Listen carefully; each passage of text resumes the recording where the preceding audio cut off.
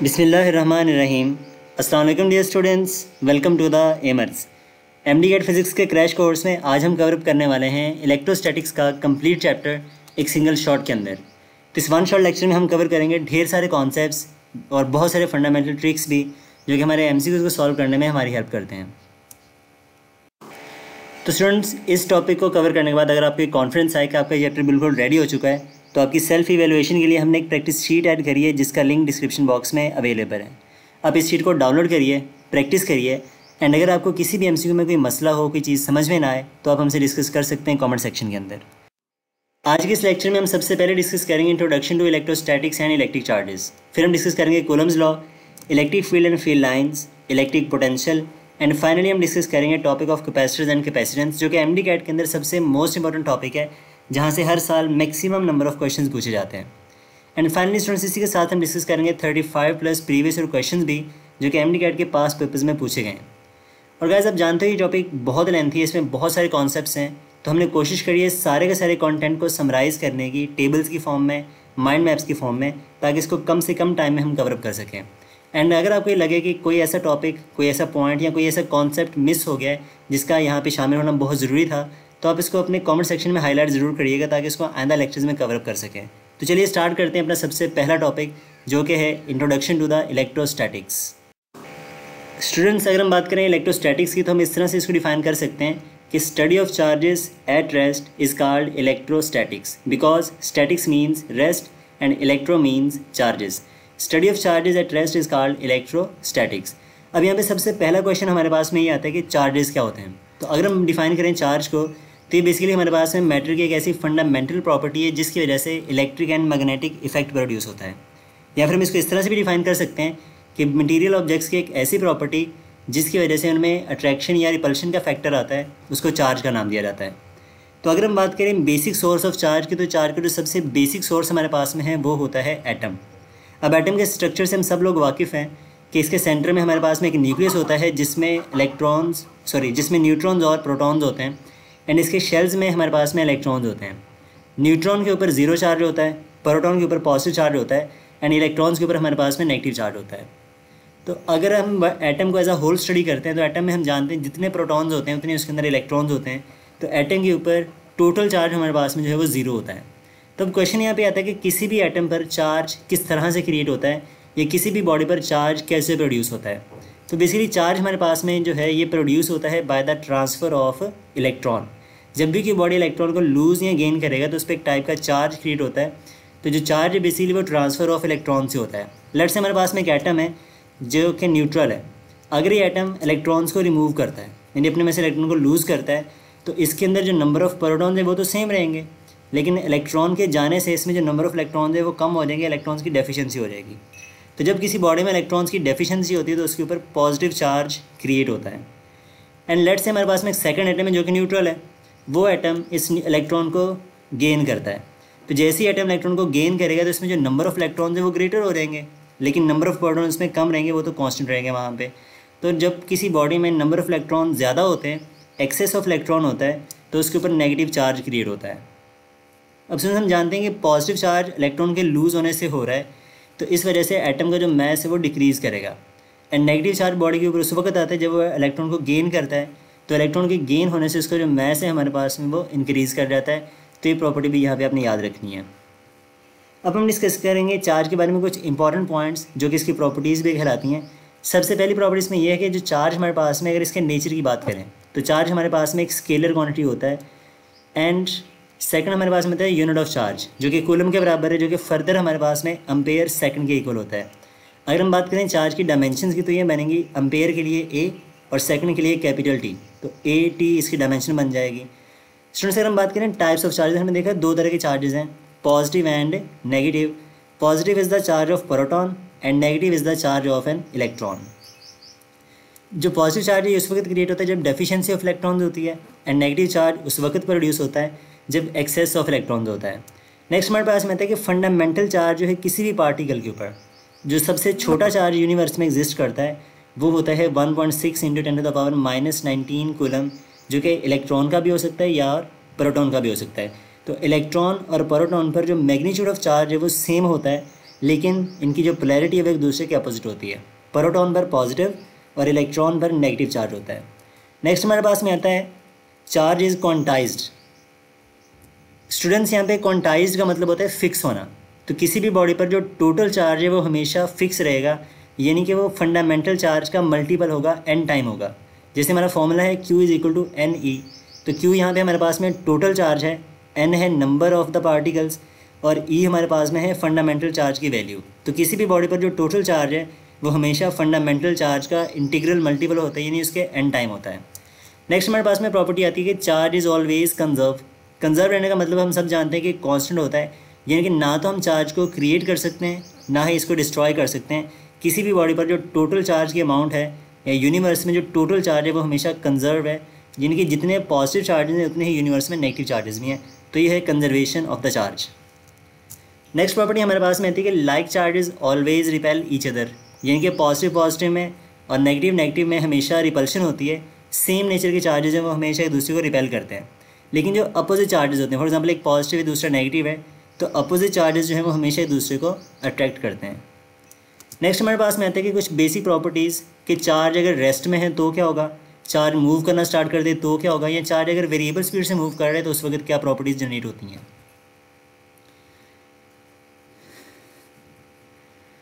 तो स्टूडेंट्स इसमें सबसे पहले हमारी प्रॉपर्टी ये आती है कि अगर हमारे चार्ज की जो स्पीड है वो ज़ीरो होगी तो उसके अराउंड एक फील्ड बनता है जिसको इलेक्ट्रिक फील्ड का नाम दिया जाता है, जिसको आगे हम डिस्कस भी करेंगे।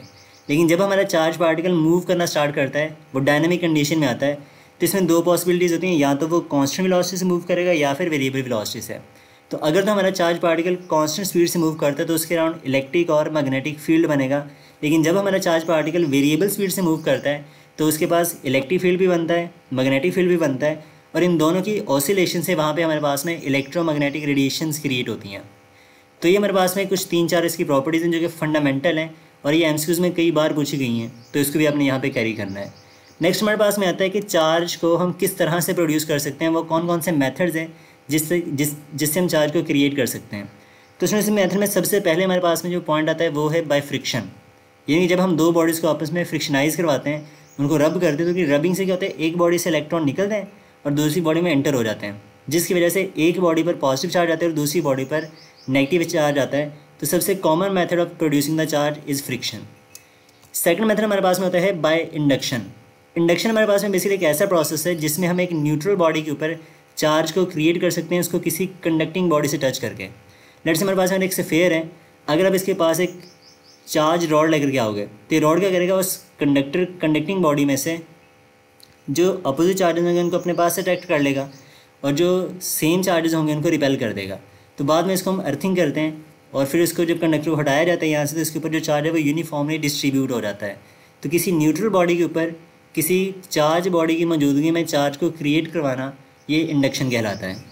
नेक्स्ट हमारे पास में आता है बाय कॉन्टैक्ट, यानी कि अगर हमारे पास में दो कंडक्टिंग बॉडीज़ हैं, दो मेटल्स हैं, तो अगर आप इनको आपस में टच करो और इनको सेपरेट कर दो तो इनकी टचिंग से होता क्या कि हमारे पास में दोनों बॉडीज़ पे जो चार्ज है वो इक्वली डिवाइड हो जाता है। अगर मान लो कि एक बॉडी पे हमारे पास में चार्ज Q1 है, दूसरी बॉडी पे चार्ज Q2 है, तो इनका जो टोटल चार्ज हमारे पास में वो बनेगा Q1 + Q2। तो जब आप इनको आपस में टच करवाओ और टच करने के बाद अलग अलग करोगे तो इनके ऊपर जो चार्ज आएगा वो हमारे पास में होगा Q1 + Q2 / 2, यानी कि दोनों पे एवरेज चार्ज आएगा जो कि इनका हाफ होगा। तो ये हमारे पास में डिफरेंट मेथड्स हैं जिनके ज़रिए हम चार्ज को क्रिएट कर सकते हैं। अब स्टूडेंट्स हम जानते हैं कि जब भी हमारे पास में चार्जेस आपस में कॉन्टैक्ट करते हैं, इंट्रैक्शन करते हैं, तो उनके बीच में एक फोर्स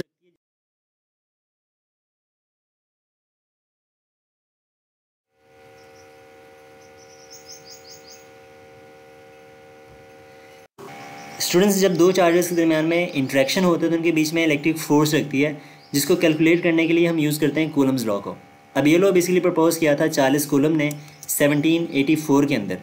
लेट्स से हमारे पास में दो चार्जेस हैं, एक का मैग्नीट्यूड है Q1, दूसरे का मैग्नीट्यूड है Q2, और इनके सेंटर्स के दरमियान जो डिस्टेंस है वो R के इक्वल है। तो अकॉर्डिंग टू कूलम्स लॉ इनके दरमियान जो इलेक्ट्रोस्टैटिक फोर्स लगेगी वो डायरेक्टली प्रोपोर्शनल होती है product of the magnitude of charges के, एंड इन्वर्सली प्रोपोर्शनल होती है square of the distance between their centres के। यानी कि इसको मैथमेटिकली कुछ हम इस तरह से लिख सकते हैं, अगर इन दोनों इक्वेशन को आप यहाँ पे कंबाइन करो तो हमारा फॉर्मूला बनेगा F is proportional to Q1 Q2 / R²। अब यहाँ पे अगर हम प्रोपोर्शनलिटी को रिमूव करें तो हमारा फॉर्मूला बनेगा F is equals to K Q1 Q2 / R²। तो यहाँ पे ये जो मैथमेटिकली रिलेशनशिप है, इस फॉर्मूले को नाम दिया जाता है कूलम्स लॉ का। और के हमारे पास में बिकॉज एक प्रोपोर्शनलिटी कांस्टेंट है, और इस कांस्टेंट को हम नाम देते हैं कूलम्स कांस्टेंट या फिर इलेक्ट्रिक कांस्टेंट। अब यहाँ पे अगर हम बात करें इसकी वैल्यू की, तो बेसिकली हमारे पास में जो के की वैल्यू है ये बराबर होती है 1/4 पाई एप्सिलॉन एब्सोल्यूट। अब यहाँ पे स्टूडेंट्स हमारे पास में जो फैक्टर है एप्सिलॉन एब्सोल्यूट, ये कहलाता है एब्सोल्यूट परमिटिविटी। अगर हम बात करें एब्सोल्यूट परमिटिविटी की, तो ये बेसिकली हमारे पास में बराबर होता है product of epsilon naught and epsilon R. अब यहाँ पे हमारे पास में जो एप्सिलॉन नॉट है ये कहलाती है फ्री स्पेस परमिटिविटी, यानी कि जब हमारे चार्जेस के बीच में कोई मीडियम नहीं है, वैक्यूम है, तो इस केस में हम क्या यूज़ करते हैं, एप्सिलॉन नॉट यूज़ करते हैं। और उस केस में हमारे पास में जो एप्सिलॉन आर है उसकी वैल्यू 1 के बराबर होती है। तो इस केस में हमारे पास में जो एप्सिलॉन नॉट है ये बेसिकली एक कांस्टेंट है, और इसकी वैल्यू हमारे पास में होती है 8.85 × 10⁻⁻12 कूलम स्क्वायर पर न्यूटन पर मीटर स्क्वायर। ये वैल्यू कई बार एमसीक्यू में पूछी गई है, तो आपने ये वैल्यू और इसके यूनिट्स को याद रखना है यहाँ पे। इसी तरह से अगर हम बात करें एप्सिलॉन आर की, तो एप्सिलॉन आर हमारे पास में जो है ये कहलाता है रिलेटिव परमिटिविटी, यानी कि जब हम अपने चार्जेस के बीच में कोई मीडियम इंसर्ट करेंगे वैक्यूम के अलावा या एयर के अलावा, लेट से हमारे पास में वो टेफ्लॉन हो सकता है, कोई मीका शीट हो सकती है, कोई मेटल प्लेट हो सकती है, वाटर हो सकता है, तो जब हम कोई मीडियम इंसर्ट करेंगे बिटवीन द चार्जेस, तो यहाँ पे हम यूज़ करते हैं फैक्टर ऑफ एप्सिलॉन आर, जिसकी एक फ़िक्स वैल्यू होती है जो कि आपकी बुक के अंदर एक टेबल में दी हुई है। तो आप इसकी वैल्यूज़ को अपनी बुक से चेकआउट कर सकते हो, और इनको एक बार लाजमी वहाँ से देखिएगा भी। तो ये हमारे पास में सारे फैक्टर्स हैं एब्सोल्यूट परमिटिविटी के। तो अगर हम ये वैल्यू रिप्लेस करें अपने कूलम्स कांस्टेंट्स की वैल्यू में, तो हमारे पास में के का फॉर्मूला बनेगा k = 1/4 pi epsilon naught epsilon R. अब यहाँ पे आप स्टूडेंट्स गौर करें इस फॉर्मूले के ऊपर, तो हमारे पास में जो k का एप्सिलॉन आर के साथ रिलेशनशिप है ये इन्वर्स है, यानी कि जब हमारे पास में चार्जेस के बीच में हम कोई मीडियम इंसर्ट करेंगे या कोई भी मीडियम वहाँ पे लगाएंगे, तो k की जो वैल्यू है वो डिक्रीज़ करेगी। अब यहाँ पे क्वेश्चन ये आता है कि क्या k की वैल्यू सिर्फ मीडियम पर डिपेंड करती है, तो हम कहेंगे बिल्कुल नहीं। k की वैल्यू बेसिकली हमारे पास में जो है वो 2 फैक्टर्स पर डिपेंड करती है। सबसे पहला फैक्टर तो हमारे पास में मीडियम है, एंड सेकंड फैक्टर है सिस्टम ऑफ यूनिट्स। तो अगर हम बात करें नॉन एसआई यूनिट्स की, जैसे कि एक सीजीएस सिस्टम ऑफ यूनिट्स आपने पढ़ा होगा, तो उस केस में जो k की वैल्यू है वो 1 के इक्वल होती है। लेकिन जब हम बात करते हैं system of international system of units की या एसआई यूनिट्स की, तो उस केस में k की वैल्यू 1 के बराबर बिल्कुल नहीं होती। तो बेसिकली आजकल हम क्योंकि SI system of units use करते हैं, तो आपने एसआई यूनिट्स की वैल्यू इसकी याद रखनी है कि k की जो वैल्यू है एसआई यूनिट्स के केस में, जब हमारे चार्जेस के बीच में कोई मीडियम नहीं होता, वैक्यूम होता है, तो k की वैल्यू हमारे पास में होती है 9 × 10⁻9 न्यूटन मीटर स्क्वायर पर कूलम स्क्वायर, जिसको मैथमेटिकली आप लिखोगे 1/4 पाई एप्सिलॉन नॉट। क्योंकि अगर वहाँ पे वैक्यूम है तो एप्सिलॉन आर की वैल्यू 1 हो जाएगी, और k का फॉर्मूला बनेगा 1/4 पाई एप्सिलॉन नॉट। तो इस जब आप इसको कैलकुलेट करो तो इसका आंसर आएगा 9 × 10⁻9, और इसके जो यूनिट्स हैं वो एप्सिलॉन नॉट के उलट होंगे, न्यूटन मीटर स्क्वायर पर कूलम स्क्वायर। तो आई होप कि ये टॉपिक आपको बिल्कुल यहाँ तक क्लियर हो गया होगा। अब चलते हैं नेक्स्ट स्लाइड पे। स्टूडेंट्स हमारे पास में जो नेक्स्ट कॉन्सेप्ट आता है वो है coulomb force is a mutual force. अब यहाँ पे म्यूचुअल फोर्स का मतलब क्या है, चलिए इसको समझते हैं। तो लेट्स हमारे पास में 2 चार्जेस हैं Q1 एंड Q2, इनके दरमियान जो डिस्टेंस है वो R के इक्वल है। तो हमने ऑलरेडी डिस्कस किया है कि सेम चार्जेस में रिपल्शन और अपोजिट चार्जेस में हमेशा अट्रैक्शन होती है। तो यहाँ पे हमारे पास में क्योंकि दोनों चार्जेस अपोजिट हैं, पॉजिटिव नेगेटिव है, तो यहाँ पे Q1 Q2 के ऊपर एक फोर्स लगाएगा और Q2 Q1 के ऊपर एक फोर्स लगाएगा, और वो फोर्स ऑफ अट्रैक्शन होगी। अब यहाँ पे आप देखो तो Q1 मूव करेगा Q2 की तरफ, क्योंकि Q1 उसको अपनी तरफ खींचेगा, तो Q1 पे जो फोर्स लगेगी वो हो गया F12 वेक्टर फॉर्म में। इसी तरह से जो Q2 है उसके ऊपर फोर्स लगाएगा Q1 और उसको अपनी तरफ खींचेगा, तो Q1 Q2 पर जो फोर्स लगाएगा वो हो गया F21। तो गाइज़ यहाँ पे आप देखो तो हमारे पास में दोनों फोर्सेस का जो मैग्नीट्यूड है वो एक दूसरे के बराबर होगा, क्योंकि जितना यहाँ पर एक्शन होगा Q1 के ऊपर उतना ही रिएक्शन होगा Q2 के ऊपर। तो बाय न्यूटन्स थर्ड लॉ दोनों फोर्सेस आपस में बराबर होंगी मैग्नीट्यूड के अंदर, लेकिन बिकॉज दोनों की डायरेक्शन आप डायग्राम से देख सकते हो अपोजिट है, तो वेक्टर फॉर्म में हम इसको इस तरह से लिख सकते हैं कि F12 vector is equals to negative of F21 vector. यानी कि दोनों चार्जेस चाहे उनका मैग्नीट्यूड कुछ भी हो, उनका जो मैग्नीट्यूड ऑफ फोर्स है दोनों के बीच में वो हमेशा कांस्टेंट होगा, बराबर होगा, एंड दोनों की जो डायरेक्शन है फोर्सेस की वो अपोजिट होगी। तो चाहे Q1 आपके पास में 10 माइक्रोकूलम है और Q2 आपके पास में 1 माइक्रोकूलम है, तो जितनी फोर्स Q1 लगाएगा Q2 के ऊपर उतनी ही फोर्स Q2 लगाएगा Q1 के ऊपर। तो ये कॉन्सेप्ट है म्यूचुअल फोर्स का। तो अक्सर इसके ऊपर आपसे क्वेश्चन पूछे जाते हैं रेशो के बारे में, तो दोनों फोर्सेस का क्योंकि मैग्नीट्यूड बराबर है तो इनकी जो रेशो है वो हमेशा 1:1 आएगी। नेक्स्ट हमारे पास में आता है कि इफेक्ट ऑफ मीडियम, कि अगर हम इन चार्जेस के बीच में कोई मीडियम इंसर्ट करें तो मीडियम को लगाने से क्या असर होगा इसके ऊपर। अब स्टूडेंट्स हमने पढ़ा है कि वैक्यूम के अंदर के की वैल्यू होती है 1/4πε0। जब हम मीडियम इंसर्ट करेंगे तो के की वैल्यू बनती है 1/4πε0 तो हमारे पास में जो force in the presence of medium है उसका वैल्यू बनेगा के, जो कि 1/4πε0 के बराबर है, और साथ में आएगा Q1 Q2 divided by r²। अब यहाँ पे आप देखो तो 1/ε0 को अगर हम सेपरेट करें तो बाकी फैक्टर बचेगा 1/4πε0 Q1 Q2 बाई r², जो कि फोर्स इन अ वैक्यूम को रिप्रेजेंट करता है। तो हमारा फॉर्मूला बनेगा F in a medium is equals to force in a vacuum divided by ε0। अब सुनिए यहाँ पे हम ε0 को अगर कैलकुलेट करना चाहते हैं तो ये बेसिकली हमारे पास में रेशो होती है force in a vacuum to the force of medium की, और यहाँ पे हमारे पास में ε0 का कोई यूनिट नहीं होता, यानी कि जो रिलेटिव परमिटिविटी है, जो डाइलेक्ट्रिक कांस्टेंट है, इसका कोई यूनिट नहीं होता क्योंकि दो फोर्सेस की रेशो होती है। तो ये यूनिटलेस है और डायमेंशनलेस है। तो ये एमसीक्यू भी आपने याद रखना कि रिलेटिव परमिटिविटी का कोई यूनिट नहीं होता।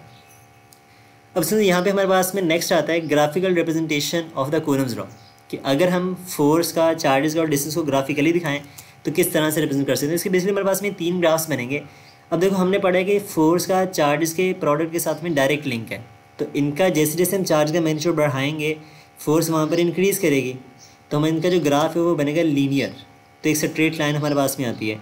इसी तरह से आप देखो तो फोर्स का r के स्क्वायर के साथ इन्वर्स रिलेशनशिप था, लेकिन हमारे पास में देखो पूरा फैक्टर जो है 1/r², तो इसके साथ इसका डायरेक्ट लिंक बनेगा, और इनका जो ग्राफ है यहाँ पर वो भी स्ट्रेट लाइन आता है।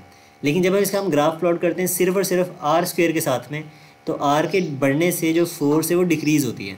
तो हमारे पास में इसका जो आंसर आएगा, ग्राफ बनेगा, वो बनेगा एक कर्व लाइन कुछ इस तरह से। स्टूडेंट नेक्स्ट हमारे पास में एक कॉन्सेप्ट आता है इक्विलिब्रियम ऑफ चार्जेस का। अब इसके ऊपर भी 1-2 क्वेश्चन हमारे पास पेपर्स में MCAT में आए हुए हैं, जो कि आगे हम डिस्कस भी करेंगे। तो इसमें वो कहते हैं कि लेट्स हमारे पास में अगर 2 कंडक्टिंग बॉडीज़ हैं, आप उनको आपस में टच करने के बाद अलग अलग कर दो, तो उसके ऊपर बाद में कितनी फोर्स लगेगी जब आप उनको हटाओगे आपस से, ठीक है। अब यहाँ पे सुनिए हमने देखा कि जब भी आप इसको सॉल्व करें तो सबसे पहले आप इसको देखोगे इनके ऊपर एवरेज चार्ज कितना आएगा। तो जब आप इनको टच करने के बाद अलग अलग करोगे तो दोनों बॉडीज़ पे जो चार्ज है वो इक्वली डिवाइड हो जाएगा। तो अगर हमारे पास में पहले टोटल चार्ज था Q1 + Q2, तो बाद में हमारे पास में जो चार्ज है वो इनका एवरेज होगा Q1 + Q2 डिवाइडेड बाई 2। तो अब इसके स्टेप्स करते हैं। तो सबसे पहला स्टेप होता है कि आपने इनको टच करने से पहले की कूलम्ब फोर्स कैलकुलेट करनी है, ठीक है। Find the force before the contact.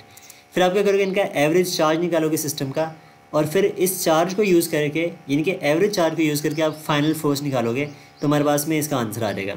तो इस तरह से आपके एमसीक्यूज आपकी बुक्स में मिल जाएंगे, तो इसको भी आप प्रैक्टिस लाजमी कीजिएगा वहाँ पे। तो अब हम चलते हैं कुछ पास पेपर्स के एमसीक्यूज के जो हमारे इस टॉपिक के साथ लिंक करते हैं, जो कि पूछे गए हैं MCAT के अंदर।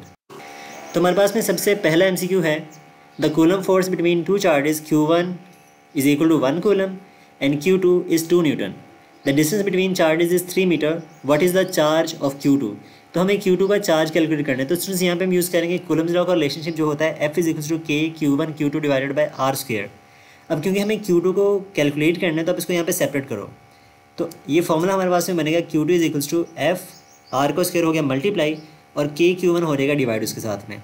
अब यहाँ पे अगर इस फॉर्मूले में वैल्यूज़ को रिप्लेस करें तो हमारे पास में जो फोर्स है वो गिवन है 2 न्यूटन, जो डिस्टेंस बिटवीन द चार्जेस है वो है 3 मीटर, और K की वैल्यू हम जानते हैं 9 × 10⁻9 होती है, और Q1 की जो वैल्यू हमें गिवन है वो है 1 कूलम्ब। अब सुनिए यहाँ पे आप देखो तो 3 का स्क्वायर 9, तो ये वाला जो 9 है वो 9 से कैंसिल आउट हो गया, तो ऊपर हमारे पास में बचेगा 2। अब डिनोमिनेटर में जो 10⁻9 है, जब ये ऊपर आएगा तो ये बन जाएगा -9, तो हमारा आंसर आएगा 2 × 10⁻9, यानी कि हमारा जो बीटा ऑप्शन है वो राइट ऑप्शन है। MCQ नंबर 2 हमारे पास में है, a charge Q placed at the centre of 2 charges +Q and +Q, the system is in equilibrium. तो हमारा जो सिस्टम है वो इक्विलिब्रियम में है।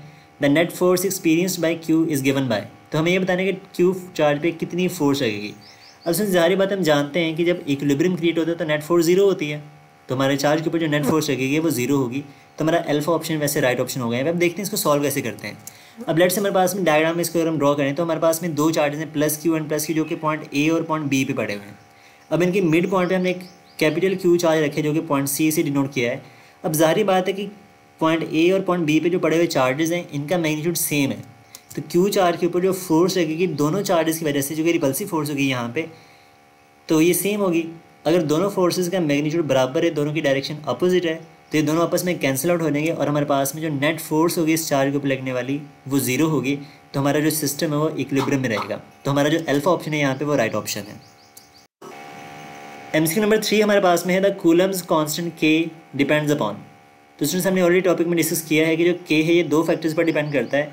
ये सिस्टम ऑफ यूनिट्स के ऊपर भी डिपेंड करता है और नेचर ऑफ द मीडियम पर भी डिपेंड करता है। तो हमारे पास में जो अपना राइट ऑप्शन बनेगा इस गिवन ऑप्शन में वो बनेगा डेल्टा, जिसमें नेचर ऑफ द मीडियम भी है एंड सिस्टम ऑफ यूनिट्स भी है। एमसीक्यू नंबर 4 है two similar point charges repel each of 1 coulomb placed 1 metre apart. दो चार्जेस हैं 1 कूलम के जिनके 1 मीटर के फासले पे पड़े हुए हैं। Repel each other with the force of, तो हमें बताने कि उनके बीच में जो फोर्स ऑफ रिपल्शन है वो कितनी होगी।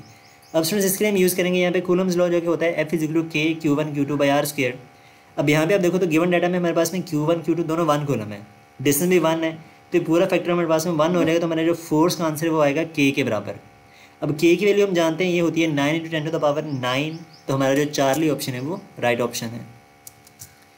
एमसीक्यू नंबर 5 है which one of the following statement is true. तो हमें ये बताना है कि गिवन ऑप्शन में कौन सा स्टेटमेंट जो है वो राइट है। तो पहला ऑप्शन है electrostatic force obey inverse square law, ये ठीक है, while gravitational force does not. तो स्टूडेंट्स आप जानते हो ग्रेविटेशनल फोर्स का फॉर्मूला होता है F = G m1 m2 divided by R²। तो वो भी इनवर्स स्क्वायर लॉ ओबे करती है, यानी कि हमारा जो अल्फा ऑप्शन है ये रॉन्ग है। बीटा ऑप्शन है both gravitational force and electrostatic forces are repulsive in nature. तो ग्रेविटेशनल फोर्स हमारे पास में बेसिकली अट्रैक्टिव फोर्स है और जो इलेक्ट्रोस्टैटिक फोर्स है ये अट्रैक्टिव भी होती है एंड रिपल्सिव भी होती है। तो मतलब ये ऑप्शन भी हमारे पास में रॉन्ग है। सी ऑप्शन है gravitational force is much weaker than electrostatic force. तो ये राइट ऑप्शन है। जो इलेक्ट्रिक फोर्स है इसकी जो वैल्यू है के की वो बहुत बड़ी है और ग्रेविटेशनल फोर्स में जो वैल्यू होती है कैपिटल G की वो बहुत ही कम होती है। तो ये राइट ऑप्शन है सी वाला। अगर डेल्टा ऑप्शन की बात करें तो इसमें कहता है both gravitational force and electrostatic force does not obey inverse square law. तो ये भी रॉन्ग ऑप्शन है, दोनों फोर्सेज इनवर्स स्क्वायर लॉ को ओबे करती हैं। तो हमारे गिवन ऑप्शन में जो चार्ली ऑप्शन है वो हमारा राइट ऑप्शन है। एमसीक्यू नंबर 6 है two charges of magnitude Q1 = 1 microcoulomb and Q2 = 5 microcoulomb are separated by distance R = 1 × 10⁻³ metre. The ratio of magnitude of the force of the charges acting upon them will be. अब guys हमने discuss किया कि coulomb force basically एक mutual force है, यानी कि दोनों charges हमेशा एक दूसरे के ऊपर बराबर फोर्स लगाएंगे अपोजिट डायरेक्शन में। तो चार्जेस का मैग्नीट्यूड चाहे कुछ भी हो उससे हमें कोई फ़र्क नहीं पड़ता। तो यहाँ पे आप बिना कैलकुलेट किए आंसर दे सकते हो कि इसकी जो रेशियो है वो हमारे पास में 1:1 आएगी, क्योंकि दोनों फोर्सेस का जो मैग्नीट्यूड है यहाँ पर वो सेम रहेगा। एमसीक्यू नंबर 7 हमारे पास में है the force between two like charges is 10 Newton in vacuum when a material of epsilon r = 2 is placed between them the new force will be. तो हमें ये बताना है कि मीडियम लगाने से कितनी फोर्स वहाँ पे बनेगी। अब यहाँ इसको ना सॉल्व करने के लिए हम यूज़ करेंगे फॉर्मूला अपना जो हम ऑलरेडी डिस्कस कर चुके हैं इफेक्ट ऑफ मीडियम के अंदर। तो वो होता है F in a medium = force in a vacuum divided by epsilon r। अब यहाँ पे आप देखो तो फोर्स इन अ वैक्यूम जो है वो 10 न्यूटन है और एप्सिलॉन r उसने बता रखा है 2, तो ये बनेगा 10/2 और 10/2 हम जानते हैं 5 के इक्वल होता है। तो हमारी जो force in the presence of medium वो 5 न्यूटन आएगी। तो हमारा डेल्टा ऑप्शन है राइट ऑप्शन है। एमसीक्यू नंबर 8 है two small charge objects attract each other with a force F when separated by a distance d. If the charge on each object is reduced to 1/4 of its original value and the distance between them is reduced to d/2, the force becomes।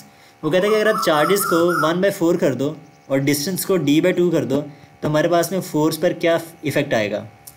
अब students इसको solve करने के लिए हम use करेंगे Coulomb's law का formula जो कि होता है F = K Q1 Q2 by R² या फिर आप d² यहाँ पे लिख लो। तो अब यहाँ पे हमने क्या करना है, सिंपली चार्जेस की और डिस्टेंस की वैल्यू को रिप्लेस करना है।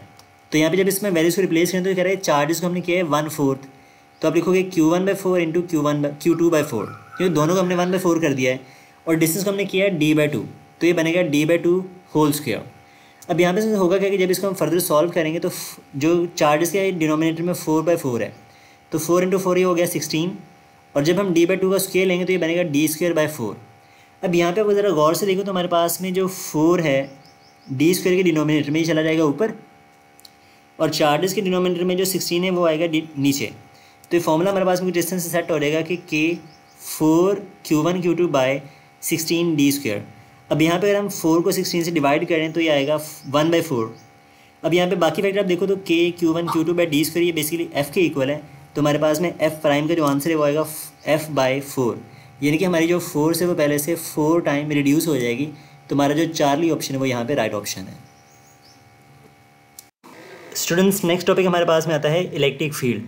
तो हमारे चार्जेस के अराउंड बेसिकली कैसा फील्ड बनता है, जब उस फील्ड में कोई दूसरा चार्ज एंटर होता है तो उसके ऊपर वो फोर्स एक्सर्ट करता है। तो इसको हम इस तरह से डिफाइन कर सकते हैं कि 3 dimensional space around a charge in which it can exert a force on other charges is called electric field. अब किसी भी पैरेंट चार्ज की फील्ड को चेकआउट करने के लिए हम यूज़ करते हैं टेस्ट चार्जेस को। अब टेस्ट चार्ज के हमारे पास में 2 प्रॉपर्टीज़ होती हैं। सबसे पहली प्रॉपर्टी इसकी ये है कि कन्वेंशनली ये हमेशा यूनिट पॉजिटिव चार्ज होते हैं, यानी इनको हमेशा पॉजिटिव लिया जाता है। एंड सेकंड प्रॉपर्टी इनकी ये होती है कि ये बहुत ही स्मॉल होते हैं। ये स्मॉल इसलिए लिए जाते हैं ताकि हमारे पैरेंट चार्ज की फील्ड को डिस्टर्ब ना करें और उसकी एक्चुअल फील्ड का हमें गेस हो सके वो कहाँ तक एग्जिस्ट करती है। अब जब ये चार्ज पार्टिकल इलेक्ट्रिक फील्ड में एंटर होता है तो इसके ऊपर एक फोर्स लगती है। तो इलेक्ट्रिक फील्ड में किसी भी पॉइंट पर जो इस पर फोर्स लगेगी वो डिपेंड करता है कि हमारी इलेक्ट्रिक फील्ड की स्ट्रेंथ कितनी है। तो स्ट्रेंथ ऑफ इलेक्ट्रिक फील्ड को हम नाम देते हैं इलेक्ट्रिक फील्ड इंटेंसिटी का, जिसको हम इस तरह से डिफाइन कर सकते हैं कि the electric force experienced per unit test charge in an electric field is called electric field intensity. Mathematically अगर इसके फॉर्मूले में हम जाएँ तो ये फॉर्मूला हमारे पास में बनेगा E is equals to F over Q naught. E हमारे पास में इलेक्ट्रिक फील्ड इंटेंसिटी है, F is the force and Q naught is the test charge, जिसको यहाँ पे हमने ऑलरेडी डिस्कस कर लिया है। अब यहाँ पे स्टूडेंट्स अगर हम बात करें कि एक पॉइंट चार्ज का इलेक्ट्रिक फील्ड किसके बराबर होता है, तो यहाँ पे हम by Coulomb's law of force की वैल्यू को रिप्लेस कर सकते हैं। तो फोर्स की वैल्यू हम जानते हैं के Q1 Q2 by R square है। तो यहाँ पे हमारे जो Q1 है वो पैरेंट चार्ज है और Q2 हमारा टेस्ट चार्ज है, तो फैक्टर को इस तरह से बन जाएंगे। अब यहाँ पे देखो तो Q नॉट से Q नॉट को जब हम कैंसिल आउट करेंगे तो हमारे पास में इलेक्ट्रिक फील्ड इंटेंसिटी का जो फॉर्मूला बनेगा वो होगा E is equal to K Q divided by R square. अब यहाँ पे हमारे पास में अगर हम के की वैल्यू को रिप्लेस करें तो इसकी वैल्यू हमारे पास में होती है 1/4 pi epsilon naught Q by R square. तो ये हमारा फॉर्मूला है इलेक्ट्रिक फील्ड इंटेंसिटी का। अगर हम इसकी वेक्टर फॉर्म को लिखें तो हमें पता है इलेक्ट्रिक फील्ड इंटेंसिटी ना बेसिकली एक वेक्टर क्वांटिटी होती है। तो जब इसको वेक्टर फॉर्म में लिखेंगे तो कुछ इस तरह से आप लिख सकते हो E vector is equals to 1/4 pi epsilon naught Q by R square. और यहाँ पे हम यूज़ करेंगे यूनिट वेक्टर आर हैट। जो आर हैट है वो हमें बेसिकली डायरेक्शन बताएगा इलेक्ट्रिक फील्ड इंटेंसिटी की।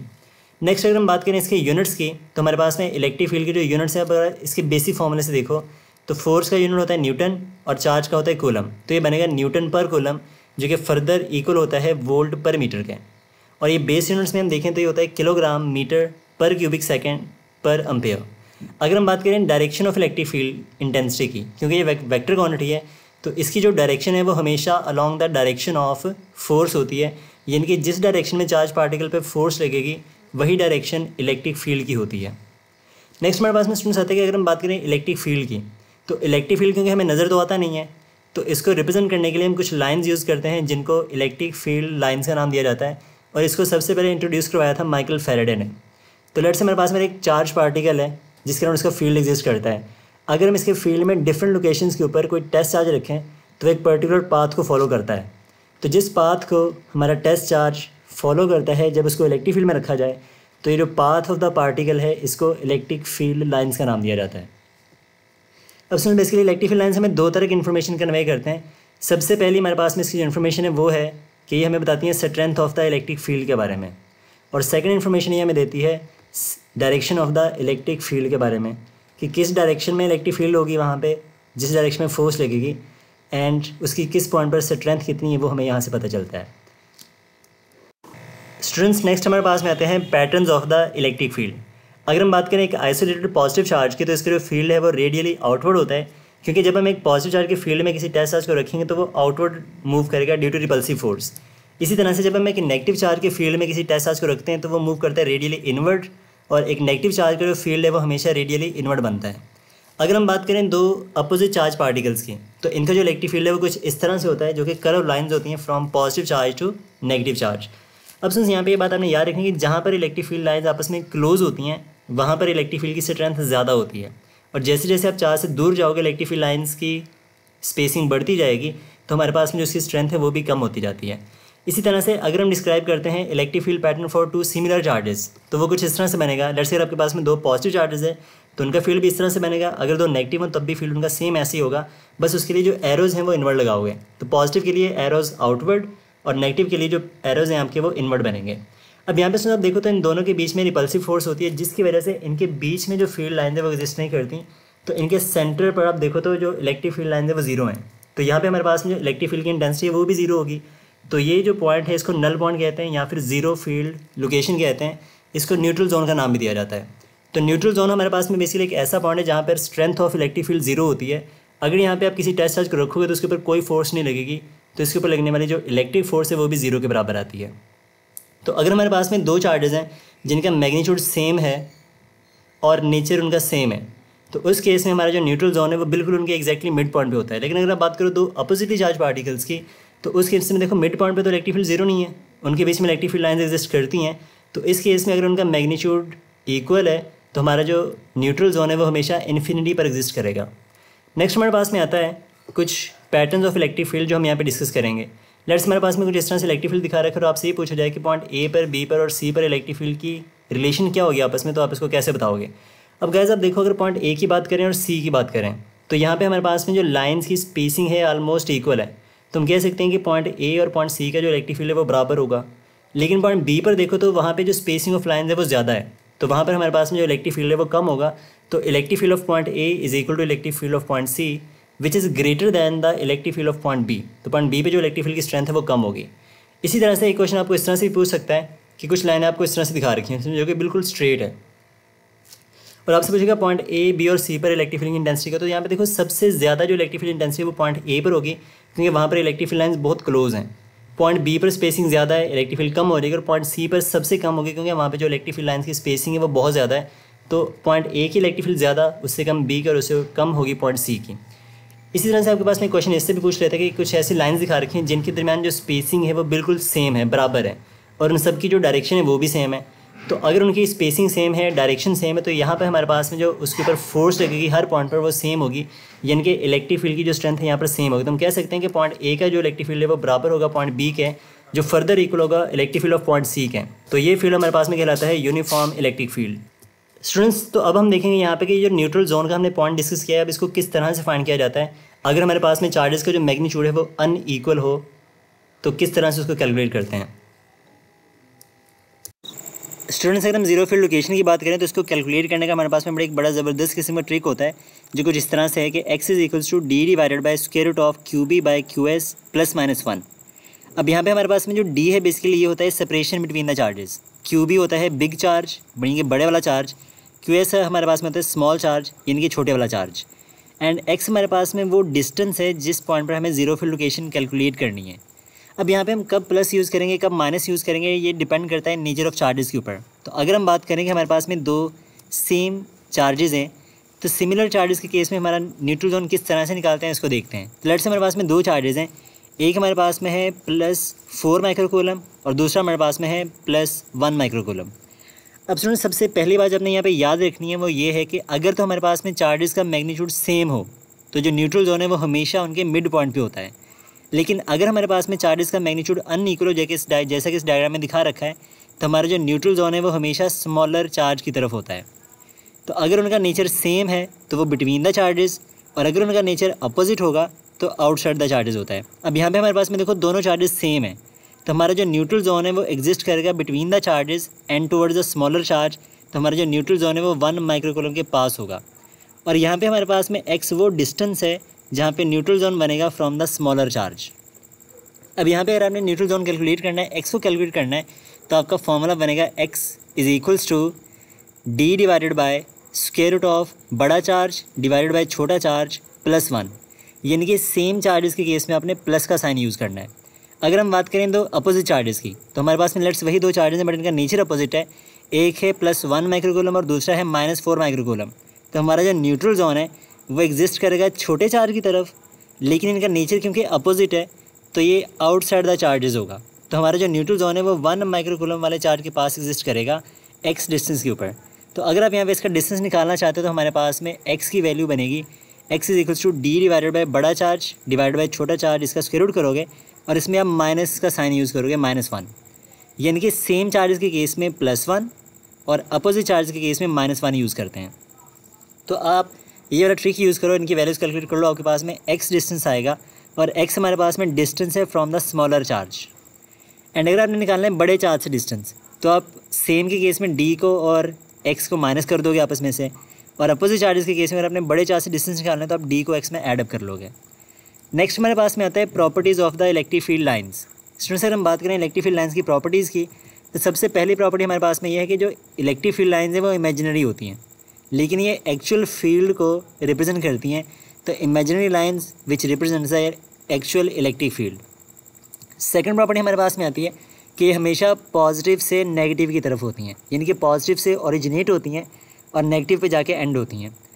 थर्ड प्रॉपर्टी हमारे पास में है कि tangent to a line gives the direction of force. यानी कि किसी भी पॉइंट पर अगर हम टेंजेंट ड्रॉ करेंगे इलेक्ट्रिक फील्ड के अंदर, तो वो जो टेंजेंट ऑफ लाइन है वो हमें बताता है डायरेक्शन ऑफ द फोर्स, जिस डायरेक्शन में पार्टिकल पे फोर्स लगती है। नेक्स्ट पॉइंट है कि ये जो लाइंस होती हैं हमेशा कंटिन्यूस होती हैं और डिफ्रेंशिएबल होती हैं, मतलब कि इनको हम अलग अलग डिफ्रेंशिएट कर सकते हैं, ये वाज़ेह होती हैं। नेक्स्ट प्रॉपर्टी हमारे पास में थे दे does not form the close loop, यानी कि जो लाइंस हैं वो हमेशा पॉजिटिव से स्टार्ट होकर नेगेटिव पे जाके एंड हो जाएंगी, वो क्लोज लूप्स की फॉर्म में नहीं होती हैं जैसे कि मैग्नेटिक फील्ड लाइंस होती हैं। नेक्स्ट है they never intersect each other, यानी कि कभी भी इलेक्ट्रिक फील्ड लाइन एक दूसरे को क्रॉस नहीं करती। अगर ये आपस में क्रॉस करेंगी तो इनकी जो डायरेक्शन है एक पॉइंट पे वो एक से ज़्यादा हो जाएगी, जो कि फिजिकली इम्पॉसिबल है, because it is a vector quantity और किसी एक पॉइंट पर इसकी सिर्फ एक ही डायरेक्शन होती है। नेक्स्ट प्रॉपर्टी हमारे पास में आती है कि जो नंबर ऑफ़ फील्ड लाइंस हैं वो डायरेक्टली प्रोपोर्शनल होते हैं मैग्नीट्यूड ऑफ द चार्ज के, कि चार्ज का मैग्नीट्यूड जितना स्ट्रॉन्ग होगा, जितना बड़ा चार्ज होगा, जो नंबर ऑफ़ फील्ड लाइंस है वो उतनी ज़्यादा होंगी, क्योंकि उतनी उसकी जो फील्ड है वो स्ट्रॉन्ग बनेगी। नेक्स्ट पॉइंट है कि जो इलेक्ट्रिक फील्ड की इंटेंसिटी होती है ये इन्वर्सली प्रोपोर्शनल होती है स्पेसिंग बिटवीन द लाइंस, कि जहाँ पे हमारे पास में लाइंस का स्पेसिंग ज़्यादा होगा वहाँ पे इलेक्ट्रिक फील्ड इंटेंसिटी कम होगी, और जहाँ पे लाइंस आपस में करीब होती हैं वहाँ पे जो इलेक्ट्रिक फील्ड की इंटेंसिटी है वो ज़्यादा होती है। नेक्स्ट आता है कि electric field inside an isolated conductor, कि अगर आप एक सिंगल कंडक्टर की बात करो तो इनसाइड द कंडक्टर हमारे पास में जो इलेक्ट्रिक फील्ड है वो हमेशा जीरो होती है, क्योंकि उसमें हमारे पास में जो फ्री इलेक्ट्रॉन्स है वो मूव करते रहते हैं और उनकी मूवमेंट की वजह से जो हमारा रिजल्टेंट फील्ड होता है वो जीरो हो जाता है। एंड फाइनल प्रॉपर्टी हमारे पास में आती है कि जो इलेक्ट्रिक फील्ड लाइंस है these are always perpendicular to the conductor surface. अगर आप एक कंडक्टर की बात करो तो उसकी जो इलेक्ट्रिक फील्ड लाइंस है वो हमेशा सरफेस के परपेंडिकुलर होती हैं, जैसे कि कुछ डायग्राम में दिखा रखा है। अगर आप दो पैरेलल प्लेट्स की बात करो तो यहाँ पे जो फील्ड लाइंस हैं वो पॉजिटिव से नेगेटिव की तरफ हैं, यानी कि प्लेट्स की सरफेस के परपेंडिकुलर होती हैं। इसी तरह से ये एक डायग्राम दिखा रखी है जिसके ऊपर एक आइसोलेटेड पॉजिटिव चार्ज है, तो इसकी फील्ड लाइंस भी आप देखो तो जो कंडक्टर के नीचे प्लेट पड़ी हुई है तो उस कंडक्टर के प्लेट के ये हमेशा परपेंडिकुलर होती हैं। तो ये हमारा लास्ट पॉइंट है, और ये कुछ पॉइंट्स हैं properties of electric field lines की, जिसको आपने याद रखना है as an MCQs। Students next topic हमारे पास में आता है गॉसेस लॉ का। अब ये टॉपिक PMDC के सिलेबस में डायरेक्टली इंक्लूड नहीं है, जस्ट इसकी कुछ एप्लीकेशन है जिसको हमने यहाँ पे अंडरस्टैंड करना है, तो इसको जस्ट हम एक लाइटली ओवरव्यू करेंगे। तो गॉसेस लॉ एक्चुअल में है क्या, तो सपोज कर लो हमारे पास में एक क्लोज सर्फेस है जिसके अंदर बहुत सारे चार्जेस पड़े हुए हैं, तो इस क्लोज सर्फेस में से जो नंबर ऑफ़ फील्ड लाइंस निकलेंगे उसको इलेक्ट्रिक फ्लक्स का नाम दिया जाता है।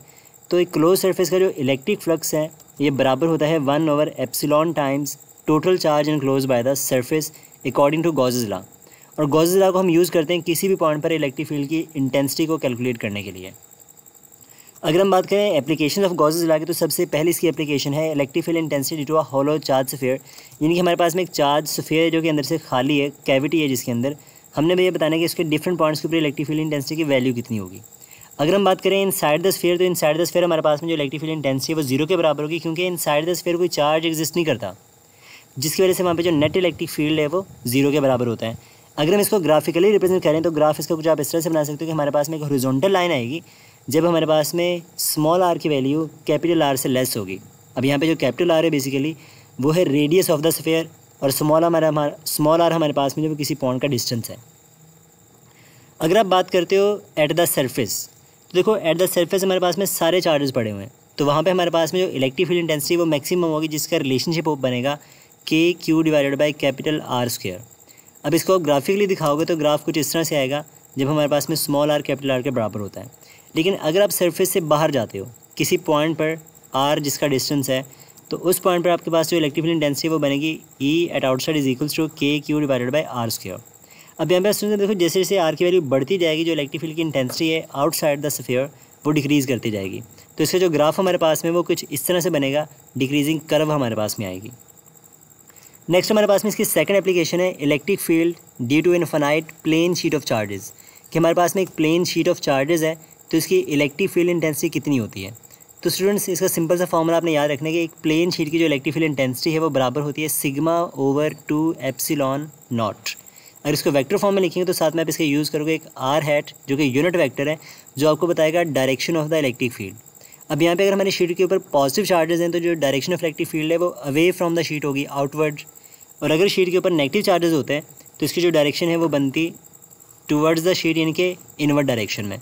तो अगर आप इसको ग्राफिकली रिप्रेजेंट करो तो इसका जो ग्राफ है हमारे पास में वो कुछ इस तरह से बनेगा, यानी कि यहाँ पे जो हमारी इलेक्ट्रिक फील्ड इंटेंसिटी है वो कांस्टेंट रहेगी कि जो फील्ड लाइन है वो सारी एक दूसरे के पैरेलल होंगी, तो हर पॉइंट के ऊपर जो इलेक्ट्रिक फील्ड इंटेंसिटी है वो हमारे पास में सेम आएगी। अब यहाँ पे जो सिग्मा है ना स्टूडेंट्स, इसको भी आप याद रखिएगा, ये कहलाता है सरफेस चार्ज डेंसिटी, जिसका फार्मूला होता है चार्ज पर यूनिट एरिया, और इसका यूनिट हमारे पास में बनता है coulomb per metre square. Next हमारे पास में इसकी जो फाइनल एप्लीकेशन है वो है electric field intensity between two oppositely charged plates.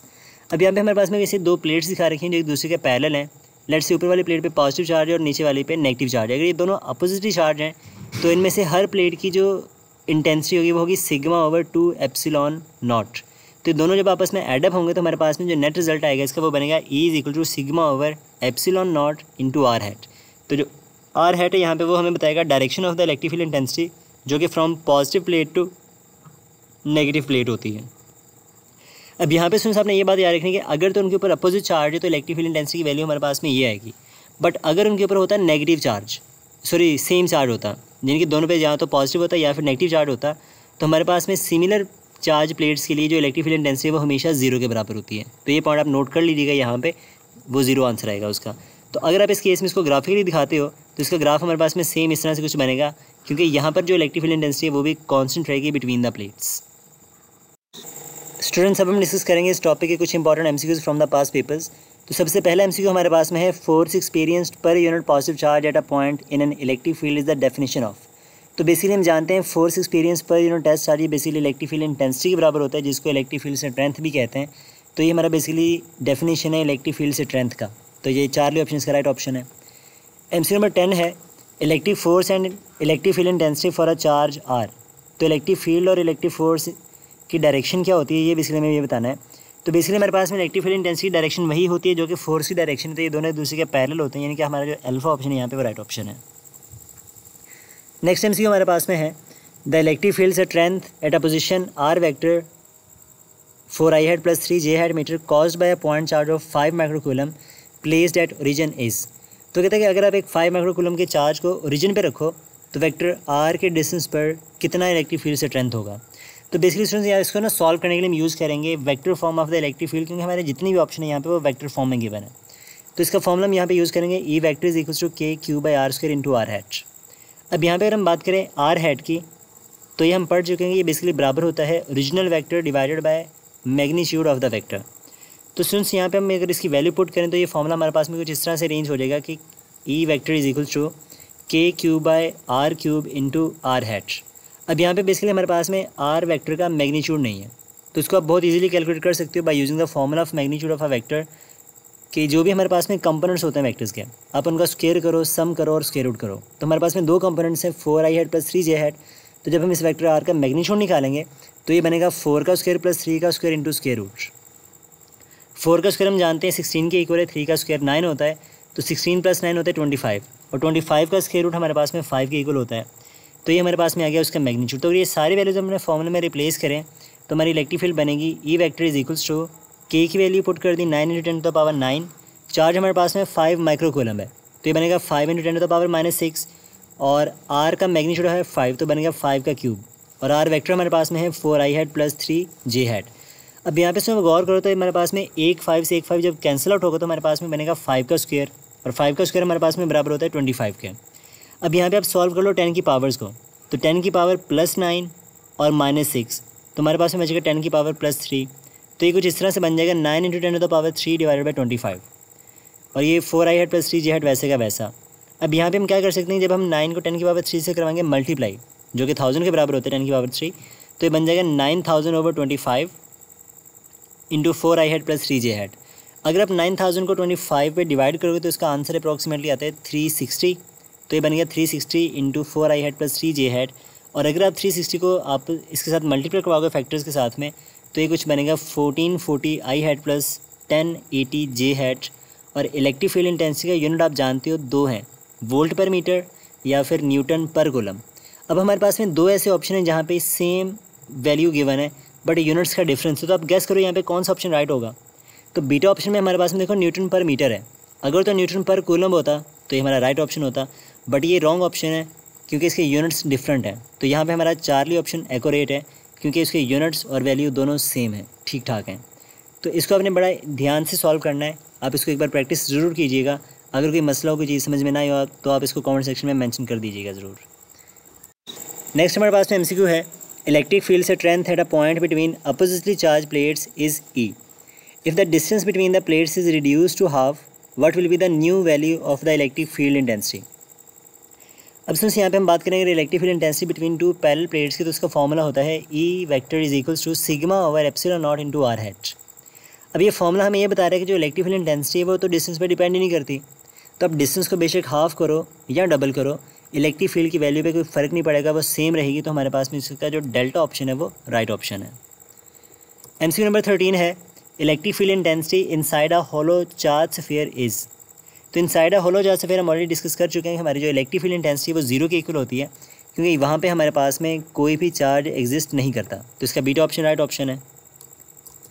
MCQ number 14 है, electric field intensity due to the charge distributions are calculated by using which of the following law. तो हमने ये भी डिस्कस किया है कि इलेक्ट्रिक फील्ड की इंटेंसिटी को कैलकुलेट करने के लिए हम हमेशा यूज़ करते हैं गॉसेस लॉ। तो ये गॉसेस लॉ की एप्लीकेशन है बेसिकली, तो हमारा जो चार्ली ऑप्शन है यहाँ पे वो राइट ऑप्शन है।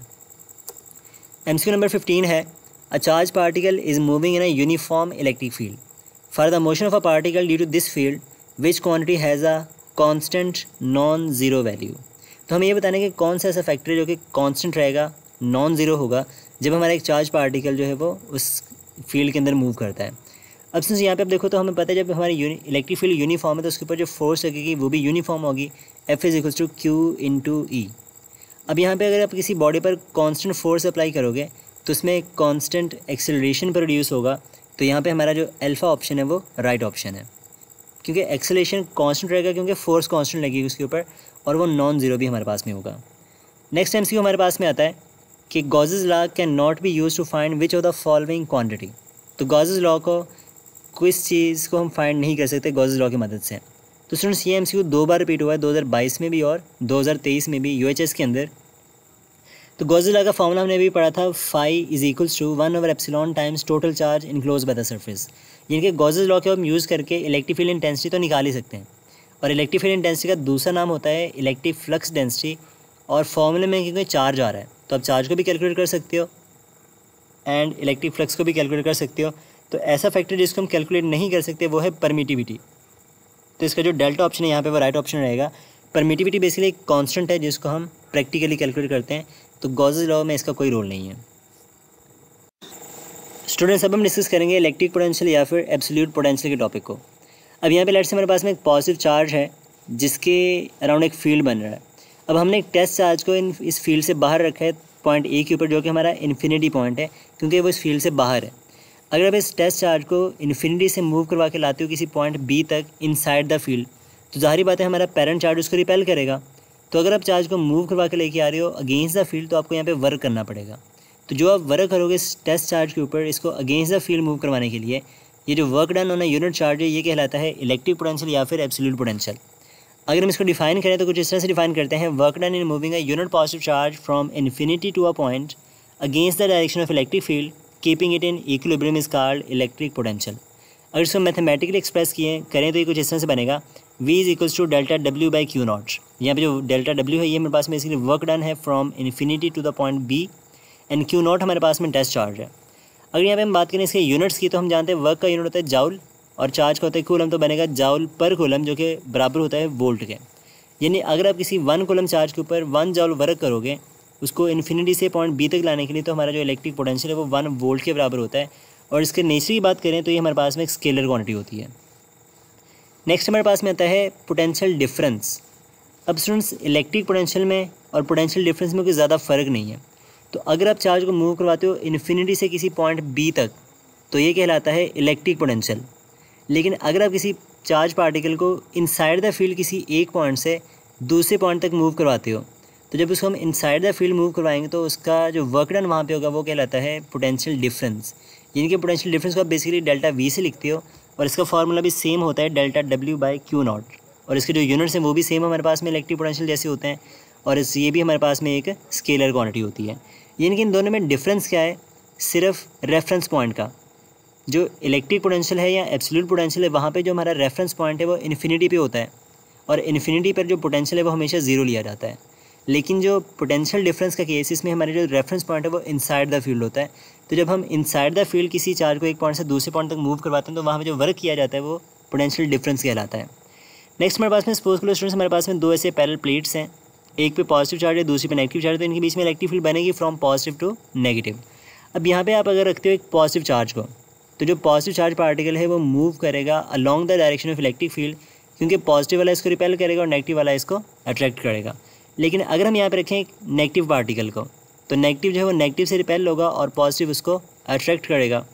तो अगर हम बात करें यहाँ पे पोटेंशियल की कि कहाँ पर पोटेंशियल ज़्यादा है और कहाँ पर पोटेंशियल कम है, तो स्टूडेंट्स ये हम ऑलरेडी डिस्कस कर चुके हैं कि फील्ड को टेस्ट करने के लिए हम हमेशा टेस्ट चार्ज यूज़ करते हैं, जो कि हमेशा पॉजिटिव होता है। अब कन्वेंशनली जो टेस्ट चार्ज है वो मूव करता है पॉजिटिव से नेगेटिव की तरफ, तो पॉजिटिव प्लेट पे हम कहते हैं कि पोटेंशियल की वैल्यू ज़्यादा होती है, हायर होती है, और नेगेटिव वाली प्लेट पर जो पोटेंशियल है वो लो होता है। तो अगर हमारा चार्ज पार्टिकल पॉजिटिव से नेगेटिव की तरफ जा रहा है तो हम कहेंगे वो पॉजिटिव चार्ज पार्टिकल जो है वो हायर पोटेंशियल से लोअर की तरफ जा रहा है, एंड जो नेगेटिव चार्ज पार्टिकल है वो हमेशा लोअर पोटेंशियल से हायर पोटेंशियल की तरफ जाता है। अगर हम बात करें कि इसकी एनर्जी में कितना चेंज आ रहा है, कौन सी एनर्जी गेन हो रही है, कौन सी एनर्जी लूज़ हो रही है, तो इसमें एक छोटी सी बात याद रखनी है आपने कि जब भी कोई चार्ज पार्टिकल अपोजिट चार्ज की तरफ मूव करके जाएगा तो वो पोटेंशियल एनर्जी लूज़ करेगा और काइनेटिक एनर्जी गेन करेगा। लेकिन जब कोई चार्ज पार्टिकल को आप मूव करोगे सिमिलर चार्ज की तरफ, तो उस केस में उसकी पोटेंशियल एनर्जी बढ़ेगी और काइनेटिक एनर्जी घटेगी। अब यहाँ पे अगर आप बात करो पॉजिटिव चार्ज पार्टिकल की, तो ये देखो अगर फील्ड की डायरेक्शन में मूव कर रहा है तो ये गेन करेगा काइनेटिक और लूज़ करेगा पोटेंशियल। इसी तरह से जो नेगेटिव है वो मूव कर रहा है अपोजिट की तरफ, तो ये भी काइनेटिक गेन करेगा और पोटेंशियल को लूज़ करेगा।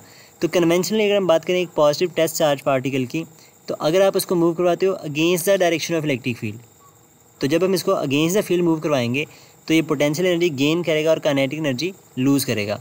लेकिन जब आप इसको मूव करवाते हो along the direction of electric field, तो इसकी पोटेंशियल एनर्जी डिक्रीज़ करती है और काइनेटिक एनर्जी इंक्रीज़ करती है।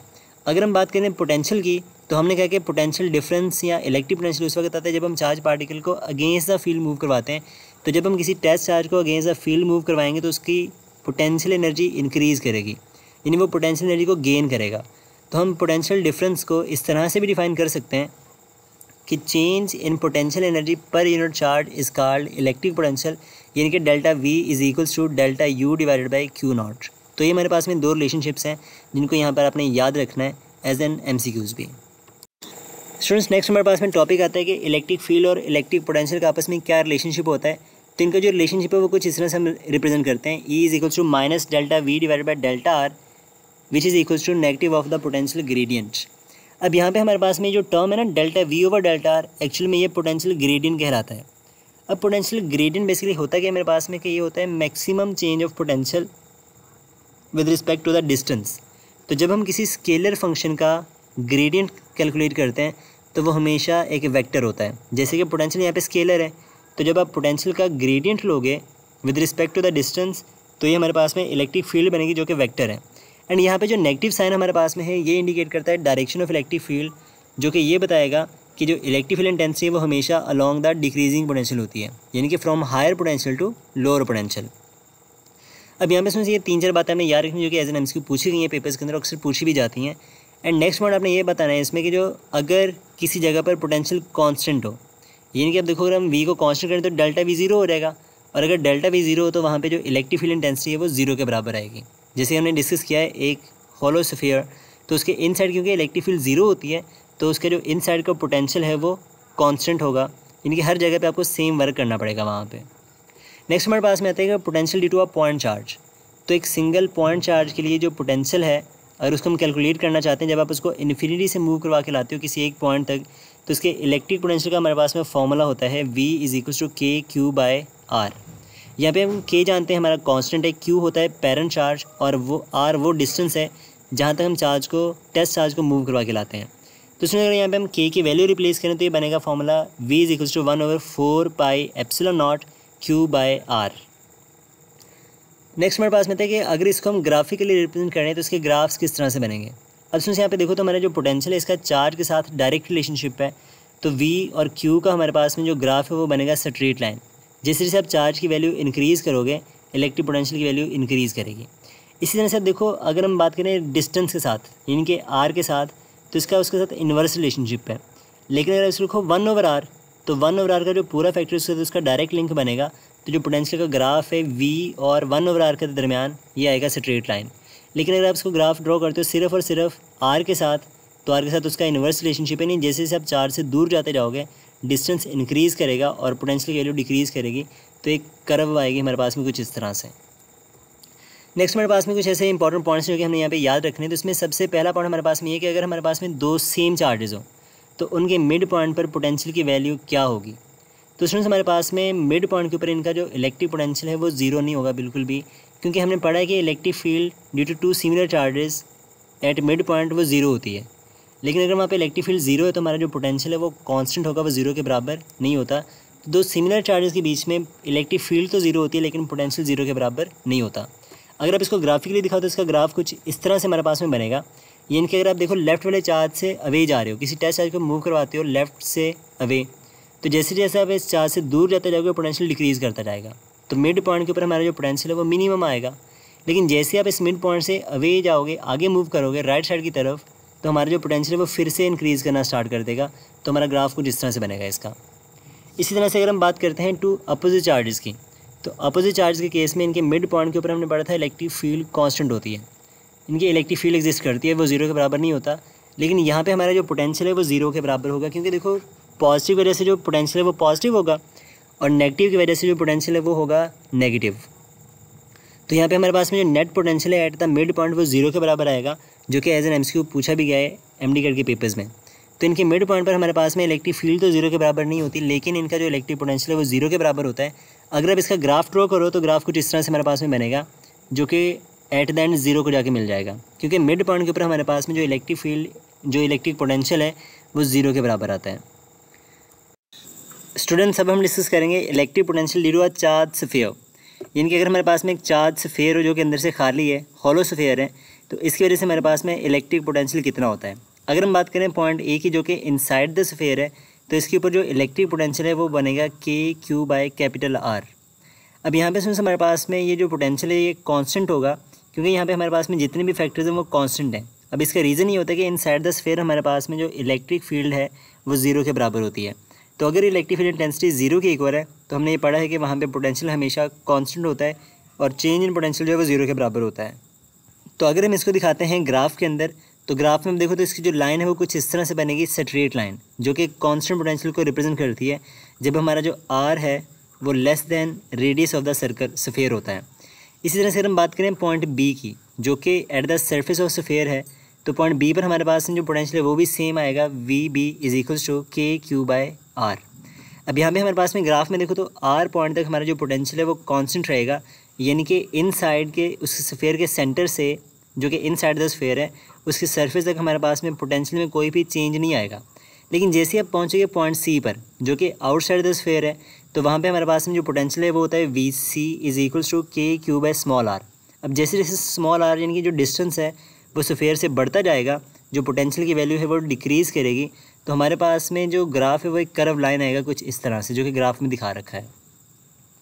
नेक्स्ट हमारे पास में टॉपिक कुछ इसकी इंपॉर्टेंट एप्लीकेशंस हैं इलेक्ट्रिक पोटेंशियल की, जो कि एज एन MCQs हमारी बुक में अवेलेबल है। तो इसमें एक पॉइंट है ECG। तो ECG का फुल फॉर्म हमारे पास में होता है इलेक्ट्रोकार्डियोग्राफी या ग्राफ। तो बेसिकली ये एक ऐसी टेक्निक है जिसमें हम हार्ट के वोल्टेज को डिटेक्ट करते हैं। जब हमारा हार्ट जो है वो ब्लड को पम्प करता है तो उसमें एक वोल्टेज सिग्नल जनरेट होता है, तो उस वोल्टेज को डिटेक्ट करने के लिए हम ECG यूज़ करते हैं। इसमें से हमारे पास में एक होती है ERG, जो कि इलेक्ट्रो रेटिनोग्राफी होती है। रेटिनो बेसिकली आइज़ है, तो आइज़ के वोल्टेज को डिटेक्ट करने के लिए जो टेक्निक यूज़ करी जाती है उसको ERG का नाम दिया जाता है। इस तरह से हमारे पास में होती है EEG। तो इसका फुल फॉर्म होता है इलेक्ट्रो इंसेफेलोग्राफी, जो कि ब्रेन से रिलेटेड है। तो ब्रेन के अंदर डेवलप होने वाले वोल्टेज को डिटेक्ट करने के लिए उसको EEG यूज़ किया जाता है। नेक्स्ट हमारे पास में आता है इक्विपोटेंशियल सरफेस का टॉपिक। अब सुनिए, ये जो टॉपिक है ये इंपॉर्टेंट है एज एन एमसीक्यूज़, और इसके रिलेटेड हमारे पास में 2-3 एमसीक्यूज़ जो हैं वो पास पेपर्स में पूछे गए हैं। तो इसमें अगर हम बात करें इक्विपोटेंशियल सरफेस की, तो ये कौन सा सरफेस, देखो इसके नाम से आपको गेस हो रहा है कि इक्विपोटेंशियल, कि इसमें हर पॉइंट पर हमारे पास में जो पोटेंशियल है वो सेम होता है। तो कोई भी ऐसी प्लेन सरफेस जिसका जो पोटेंशियल है वो सेम होता है, यानी कि उसकी चेंज ऑफ पोटेंशियल वहाँ पे नहीं होगा, वो इक्विपोटेंशियल सरफेस कहलाती है। ये जो इक्विपोटेंशियल सरफेस होते हैं वो कभी भी एक दूसरे को क्रॉस नहीं करते, जैसे इलेक्ट्रिक फील्ड लाइंस होती हैं। जैसे इलेक्ट्रिक फील्ड लाइंस क्रॉस नहीं करेंगे, सेम उसी तरह से इक्विपोटेंशियल सरफेस जो है वो भी कभी क्रॉस एक दूसरे को नहीं करते हैं। और हमारे पास में जो इक्विपोटेंशियल सरफेस है वो हमेशा इलेक्ट्रिक फील्ड के परपेंडिकुलर बनती हैं। जैसे इलेक्ट्रिक फील्ड लाइंस कंडक्टर की सरफेस के परपेंडिकुलर होती हैं, इसी तरह से जो इक्विपोटेंशियल सरफेसेस हैं वो हमेशा इलेक्ट्रिक फील्ड के डायरेक्शन के परपेंडिकुलर होती हैं। तो हमारे पास में इलेक्ट्रिक फील्ड की जो इंटेंसिटी है इक्विपोटेंशियल सरफेस के ऊपर वो हमेशा ज़ीरो होती है, क्योंकि हमें पता है इक्विपोटेंशियल पे potential constant, change in potential zero है, जिसकी वजह से जो इलेक्ट्रिक फील्ड इंटेंसिटी है उस लाइन के ऊपर वो हमेशा ज़ीरो रहेगी। तो अगर हम बात करें वर्क डन की, तो वर्क डन का फॉर्मूला हमारे पास में होता है चार्ज इंटू पोटेंशियल डिफरेंस। अगर इक्विपोटेंशियल पे हमारा पोटेंशियल कांस्टेंट है तो डेल्टा वी ज़ीरो होगा, जिसकी वजह से वर्क डन ज़ीरो। तो ये सबसे इंपॉर्टेंट पॉइंट है जो कि एज एन एमसीक्यू पूछा जाता है कि work done at the equipotential surface will be equal to zero. अगर हम बात करें इसकी डायग्राम, देखो एक डायग्राम आपको दिखा रखी है। अब यहाँ पे पहले डायग्राम में हमारे पास में हॉरिजॉन्टल लाइंस हैं जो कि इलेक्ट्रिक फील्ड को दिखा रही हैं। तो इसमें हमने एक प्लेन कंसिडर किया है। तो ये जो प्लेन है यहाँ पे हमारे पास में तमाम लाइंस का जो पोटेंशियल है इस पॉइंट के ऊपर वो हमेशा सेम होगा। इसमें से अब देखो जो सेकंड शीट हमारे पास में हमने कंसिडर करी है यहाँ पे, तो सेकंड पॉइंट पर भी उस पॉइंट का जो पोटेंशियल है वो सेम होगा। तो V1 पहली पॉइंट के ऊपर और V2 होगा सेकंड पॉइंट पर। तो ये दोनों सरफेस का जो पोटेंशियल है वो सेम होगा यहाँ पे। इसी तरह से अगर हम बात करते हैं एक नॉन यूनिफॉर्म इलेक्ट्रिक फील्ड की due to a point charge जो कि रेडियली आउटवर्ड दिखा रखी है, तो इसके अराउंड हमारे पास में जो इक्विपोटेंशियल सरफेस बनेगी वो वेव फ्रंट्स यानी कि सर्कुलर फॉर्म में होगी यहाँ पे, जिसकी जो डायरेक्शन है वो हर पॉइंट पर इलेक्ट्रिक फील्ड के परपेंडिकुलर है। तो इसके हर पॉइंट पर हमारे पास में जो पोटेंशियल है वो सेम होगा, यानी कि एक इक्विपोटेंशियल सरफेस पे जो पोटेंशियल की वैल्यू है वो सेम रहेगी। नेक्स्ट हमारे पास में टॉपिक आता है इलेक्ट्रॉन वोल्ट का। अब ये जो टॉपिक है ये भी इम्पॉर्टेंट है, इसमें बहुत सारे ऐसे एमसीक्यूज़ हैं जो अक्सर पूछे जाते हैं, कैलकुलेशन बेस्ड भी और कंसेप्चुअल बेस्ड भी। अब यहाँ पे हमारे पास में बेसिकली इलेक्ट्रॉन वोल्ट होता क्या है, तो जब हम किसी इलेक्ट्रॉन को मूव करवाते हैं through a potential difference of 1 volt, तो जो एनर्जी वो गेन या लूज़ करेगा उस एनर्जी को इलेक्ट्रॉन वोल्ट का नाम दिया जाता है। और इलेक्ट्रॉन वोल्ट बेसिकली हमारे पास में अगर हम बात करें गेन ऑफ एनर्जी की, तो ये एक टाइप ऑफ एनर्जी गेन करेगा और दूसरे को लूज़ करेगा। तो हम कह सकते हैं gain of potential energy is equal to loss of kinetic energy. तो इसका जो फॉर्मूला हमारे पास में होता है वो होता है Q डेल्टा V के इक्वल। एंड हमारे पास में जो इलेक्ट्रिक पोटेंशियल है, जो इलेक्ट्रॉन वोल्ट है, सबसे स्मॉलर यूनिट है इलेक्ट्रिकल एनर्जी का। न्यूमेरिकली अगर हम बात करें तो 1 इलेक्ट्रॉन वोल्ट हमारे पास में बराबर होता है 1.6 × 10⁻⁻19 जाउल के। अगर हम यहाँ पे ये बताना चाहें कि एक जाउल में कितने इलेक्ट्रॉन वोल्ट होते हैं, तो यहाँ पे आपका ये फैक्टर जब इस तरफ डिवाइड करोगे आप इसको, तो इसका आंसर आएगा 1 joule is equals to 6.25 × 10⁻18 electron volt. तो ये जो दो वैल्यूज़ इनको आपने याद रखना है एज एन एमसीक्यूज़, क्योंकि ये एमसीक्यूज़ अक्सर पेपर्स में पूछे जाते हैं। स्टूडेंट्स, अब हम डिस्कस करेंगे कुछ important MCQs from past papers. तो एमसीक्यू नंबर 17 हमारे पास में है, a particle carrying a charge of 2 electron falls through a potential difference of 3 volt. Calculate the energy acquired by it. तो हमें ये बताना है कि जब हमारा इलेक्ट्रॉन 3 वोल्ट के पोटेंशियल डिफरेंस में से मूव करेगा तो वो कितनी एनर्जी एक्वायर करेगा। तो अभी हमने टॉपिक डिस्कस किया है इलेक्ट्रॉन वोल्ट का। तो जो एनर्जी इलेक्ट्रॉन या ये चार्ज पार्टिकल है वो एक्वायर करेगा वो कहलाती है इलेक्ट्रॉन वोल्ट, और इसका फॉर्मूला होता है Q डेल्टा V। अब यहाँ पे हमारे पास में जो चार्ज ऑफ द पार्टिकल है ये 2 इलेक्ट्रॉन के बराबर है और पोटेंशियल डिफरेंस है 3 वोल्ट का, तो हमारा आंसर आएगा 6 इलेक्ट्रॉन वोल्ट। लेकिन अब देखो तो सारे ऑप्शन हमारे पास में जाउल के अंदर है, तो आप इसको इजीली कन्वर्ट कर सकते हो जाउल में। तो हमें पता है 1 इलेक्ट्रॉन वोल्ट बराबर होता है 1.6 × 10⁻19। तो जब आप इसको यहाँ पे रिप्लेस करोगे तो इसका आंसर आएगा 9.6 × 10⁻19 जाउल, जो कि हमारा अल्फा ऑप्शन जो है वो राइट बनेगा यहाँ पे। तो देखो, तो ये इस तरह से आप इसको इजीली सॉल्व कर सकते हो। नेक्स्ट हमारे पास में एमसीक्यू नंबर है 18। इसमें कहते हैं work done on a charge in N equipotential surface is. तो अभी हमने डिस्कस किया है कि इक्विपोटेंशियल सरफेस के ऊपर पोटेंशियल कांस्टेंट होता है और चेंज इन पोटेंशियल जीरो होता है। तो जब हमारा पोटेंशियल कांस्टेंट होगा तो वहाँ पे जो वर्क डन है वो जीरो के इक्वल आएगा। तो इक्विपोटेंशियल सरफेस के ऊपर कोई भी वर्क डन नहीं होता, तो हमारा जो चार्ली ऑप्शन यहाँ पे वो राइट बनेगा। MCQ नंबर 19 हमारे पास में है, electric potential due to 2 microcoulomb charge at a distance of 1 metre is equal to. तो हमें यहाँ पे बताना है कि 2 माइक्रोकूलम चार्ज की वजह से जो इलेक्ट्रिक पोटेंशियल है वो कितना होता है अगर हमारा डिस्टेंस जो 1 मीटर के बराबर हो। तो स्टूडेंट्स इसको सॉल्व करने के लिए हम यूज़ करेंगे फॉर्मूला अपना V is equal to KQ/R। अब इसमें अगर हम वैल्यूज़ को रिप्लेस करें तो हमारे पास में जो K है वो होता है 9 × 10⁻9। चार्ज हमारे पास में गिवन है 2 माइक्रोकूलम, जिसको आप लिख सकते हो 2 × 10⁻6, और R हमारे पास में है 1 मीटर। अब यहाँ पे 1 से डिवाइड करें तो कोई फ़र्क तो पड़ेगा नहीं इसको। जब हम 9 को 2 से करवाएंगे मल्टीप्लाई तो आंसर आएगा 18, और जब 10 के पावर +9 में से -6 जाएंगे तो हमारे पास बचेगा 10 टू द पावर +3। तो हमारा आंसर आएगा 18 × 10 टू द पावर +3। अब यहाँ पे देखो स्टूडेंट्स, हमारे पास जो ऑप्शन है वहाँ पे 18 × 10 टू द पावर 3 वाला कोई ऑप्शन नहीं है। तो अगर आप 18 को कन्वर्ट कर लो 1.8 में तो आंसर आएगा 1.8 × 10 टू द पावर 4 वोल्ट, यानी कि यहाँ पे हमारा जो बीटा ऑप्शन है वो राइट ऑप्शन है। नेक्स्ट MCQ हमारे पास में है MCQ नंबर 20। इसमें कहते हैं work done per unit coulomb is equal to. तो ये बेसिकली हमसे पूछा है कि work done per coulomb charge जो है वो बराबर होता है इलेक्ट्रिक पोटेंशियल के। तो ये सिंपली आपसे डेफिनेशन पूछ रहा है बाय फार्मूला। तो इसका जो आंसर आएगा वो आएगा Charlie electric potential. MCQ number 21 हमारे पास में है, electric field strength of a point charge is E and electric potential is V eight a distance R from the point charge. What is the electric potential at a point for the same point charge where electric field strength is E/4? तो हमें ये बताना है कि अगर same charge हमारे पास में हो तो जब हमारे पास में इलेक्ट्रिक फील्ड इंटेंसिटी जो है वो E/4 के बराबर होगी तो वहाँ पर इलेक्ट्रिक पोटेंशियल की वैल्यू कितनी होगी। अब इसको सॉल्व करने के लिए हम यूज़ करेंगे फार्मूलाज अपने। तो इलेक्ट्रिक फील्ड का फार्मूला होता है E=KQ/R² एंड पोटेंशियल का फार्मूला होता है KQ/R। अब यहाँ पे आप देखो तो इलेक्ट्रिक फील्ड का R के स्क्वायर से इन्वर्स रिलेशनशिप है एंड पोटेंशियल का सिंपल R से इन्वर्स रिलेशनशिप है। अब अगर हम यहाँ पे R को रिप्लेस करें 2R से तो जब हमारा डिस्टेंस 2R होगा तो जो इलेक्ट्रिक फील्ड वो बनेगी E/4, क्योंकि E का R के स्क्वायर से इन्वर्स रिलेशनशिप है। तो हमें बताना है कि जब इलेक्ट्रिक इंटेंसिटी E/4 होगी तो पोटेंशियल कितना होगा। तो अब जब हम R को 2R से रिप्लेस करेंगे पोटेंशियल के फार्मूले में तो हमारी पोटेंशियल की वैल्यू बनेगी V/2, यानी कि जब हमारा जो डिस्टेंस है वो 2 टाइम इंक्रीज़ करेगा तो electric field intensity 4 time and electric potential है वो 2 टाइम डिक्रीज़ करेगा। तो हमारा जो राइट ऑप्शन है वो बनेगा बीटा। MCQ नंबर 22 है, if the potential at a point which is 1 metre from a charge is 1 volt then potential at a point which is 2 metre from the same charge will be. तो कहते हैं कि अगर 1 metre पर 1 volt का potential है तो 2 metre पर पोटेंशियल कितना होगा। तो इसको सॉल्व करने के लिए हम देखें फॉर्मूला अपना तो वो होता है V = KQ/R। अब देखो यहाँ पे हमारे पास में V का R के साथ इन्वर्स रिलेशनशिप है, यानी कि जब हम R को बढ़ाएंगे तो V डिक्रीज़ करेगा। अब यहाँ पे स्टूडेंट देखो तो 1 मीटर पर 1 वोल्ट है। जब डिस्टेंस हमारा बढ़ेगा तो हमारा जो आंसर है वो 1 से छोटा होना चाहिए, और हमारे गिवन ऑप्शन में सिर्फ एक ऐसा ऑप्शन है जो कि 1 से स्मॉलर है, यानी कि 0.5। तो ये हमारा राइट ऑप्शन है। अगर हमारा डिस्टेंस 2 टाइम इंक्रीज़ हो रहा है तो जो पोटेंशियल है वो हाफ हो जाएगा, डिक्रीज़ हो जाएगा। नेक्स्ट MCQ हमारे पास में MCQ नंबर 23 है, What is the potential difference between 2 points in an electric field if it takes 600 joule of energy to move a charge of 2 coulomb between these 2 points? तो कहते हैं कि अगर हम इसको मूव करवाते हैं 2 कूलम चार्ज को 600 जॉल की एनर्जी प्रोवाइड करके तो पोटेंशियल डिफरेंस कितना होता है। हमने अभी भी डिफाइन किया था कि पोटेंशियल डिफरेंस का फॉर्मूला होता है gain change in energy over charge. तो डेल्टा U हमारे पास में यहाँ पे आएगा 600 और चार्ज हमारे पास में है 2 कूलम।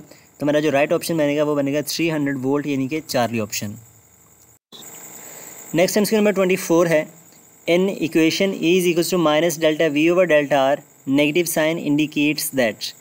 तो स्टूडेंट्स ये टॉपिक हमने डिस्कस किया था पोटेंशियल ग्रेडियंट वाले पॉइंट में कि हमारे पास में जो नेगेटिव साइन है बेसिकली वो हमें इंडिकेट करता है डायरेक्शन ऑफ इलेक्ट्रिक फील्ड, जो कि हमेशा टुवर्ड्स द डिक्रीजिंग पोटेंशियल होती है।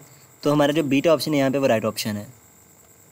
MCQ नंबर 25 है, 2 equal and opposite charges of 10 coulomb are separated by 10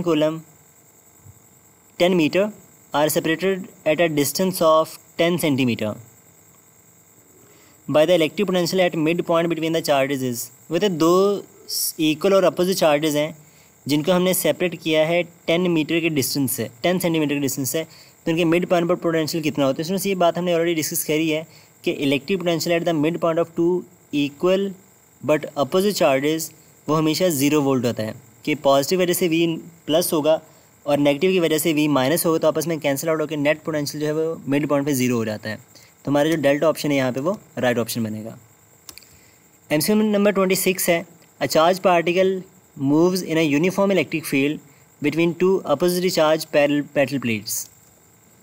to calculate the force acting on the charge particle due to the electric field which quantity is not required. तो हमें ये बताना है कि electric field force को calculate करने के लिए कौन सी ऐसी क्वांटिटी है जिसकी हमें ज़रूरत नहीं होगी यहाँ पे।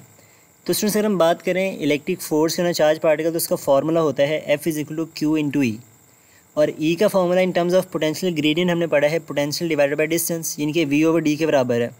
तो अगर आपको फोर्स कैलकुलेट करनी है तो आपको 3 पैरामीटर्स पता होना चाहिए, उस चार्ज की value, potential difference between the plates and distance या separation between the plates.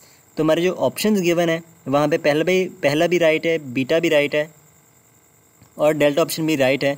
But यहाँ पे जो चार्ली ऑप्शन है स्पीड ऑफ पार्टिकल, तो ये हमें नहीं चाहिए पार्टिकल की फोर्स कैलकुलेट करने के लिए। तो ये हमारा राइट ऑप्शन बनेगा कि वो क्वांटिटी जो नहीं चाहिए, जो रिक्वायर्ड नहीं है हमें फोर्स कैलकुलेट करने के लिए। MCQ नंबर 27 है, unit joule per coulomb is equal to. तो जाउल पर कूलम किसके इक्वल होता है? सुनिए, ये बात हमारे डिस्कस कर चुके हैं कि joule per coulomb basically unit है पोटेंशियल डिफरेंस का, जो कि वोल्ट के बराबर होता है। तो हमारा जो अल्फा ऑप्शन है यहाँ पे वो राइट ऑप्शन है। स्टूडेंट्स, अब हम डिस्कस करेंगे अपने इस चैप्टर का सबसे आखिरी टॉपिक कैपेसिटर्स का। अगर हम कैपेसिटर्स को डिफाइन करें तो ये बेसिकली एक ऐसी डिवाइस है जो कि इलेक्ट्रिकल चार्ज को स्टोर करती है, या फिर आप इसको ऐसे भी कह सकते हो कि एक ऐसी डिवाइस जो इलेक्ट्रिकल एनर्जी स्टोर करती है in the form of electric field between the plates, उसे कैपेसिटर का नाम दिया जाता है। अब कैपेसिटर्स की हमारे पास में बहुत सारी टाइप्स होती हैं, और लेकिन इसकी जो सबसे सिंपल टाइप हमारे पास में वो है पैरेलल प्लेट कैपेसिटर, जो कि बेसिकली 2 पैरेलल प्लेट्स के ऊपर कंसिस्ट करता है।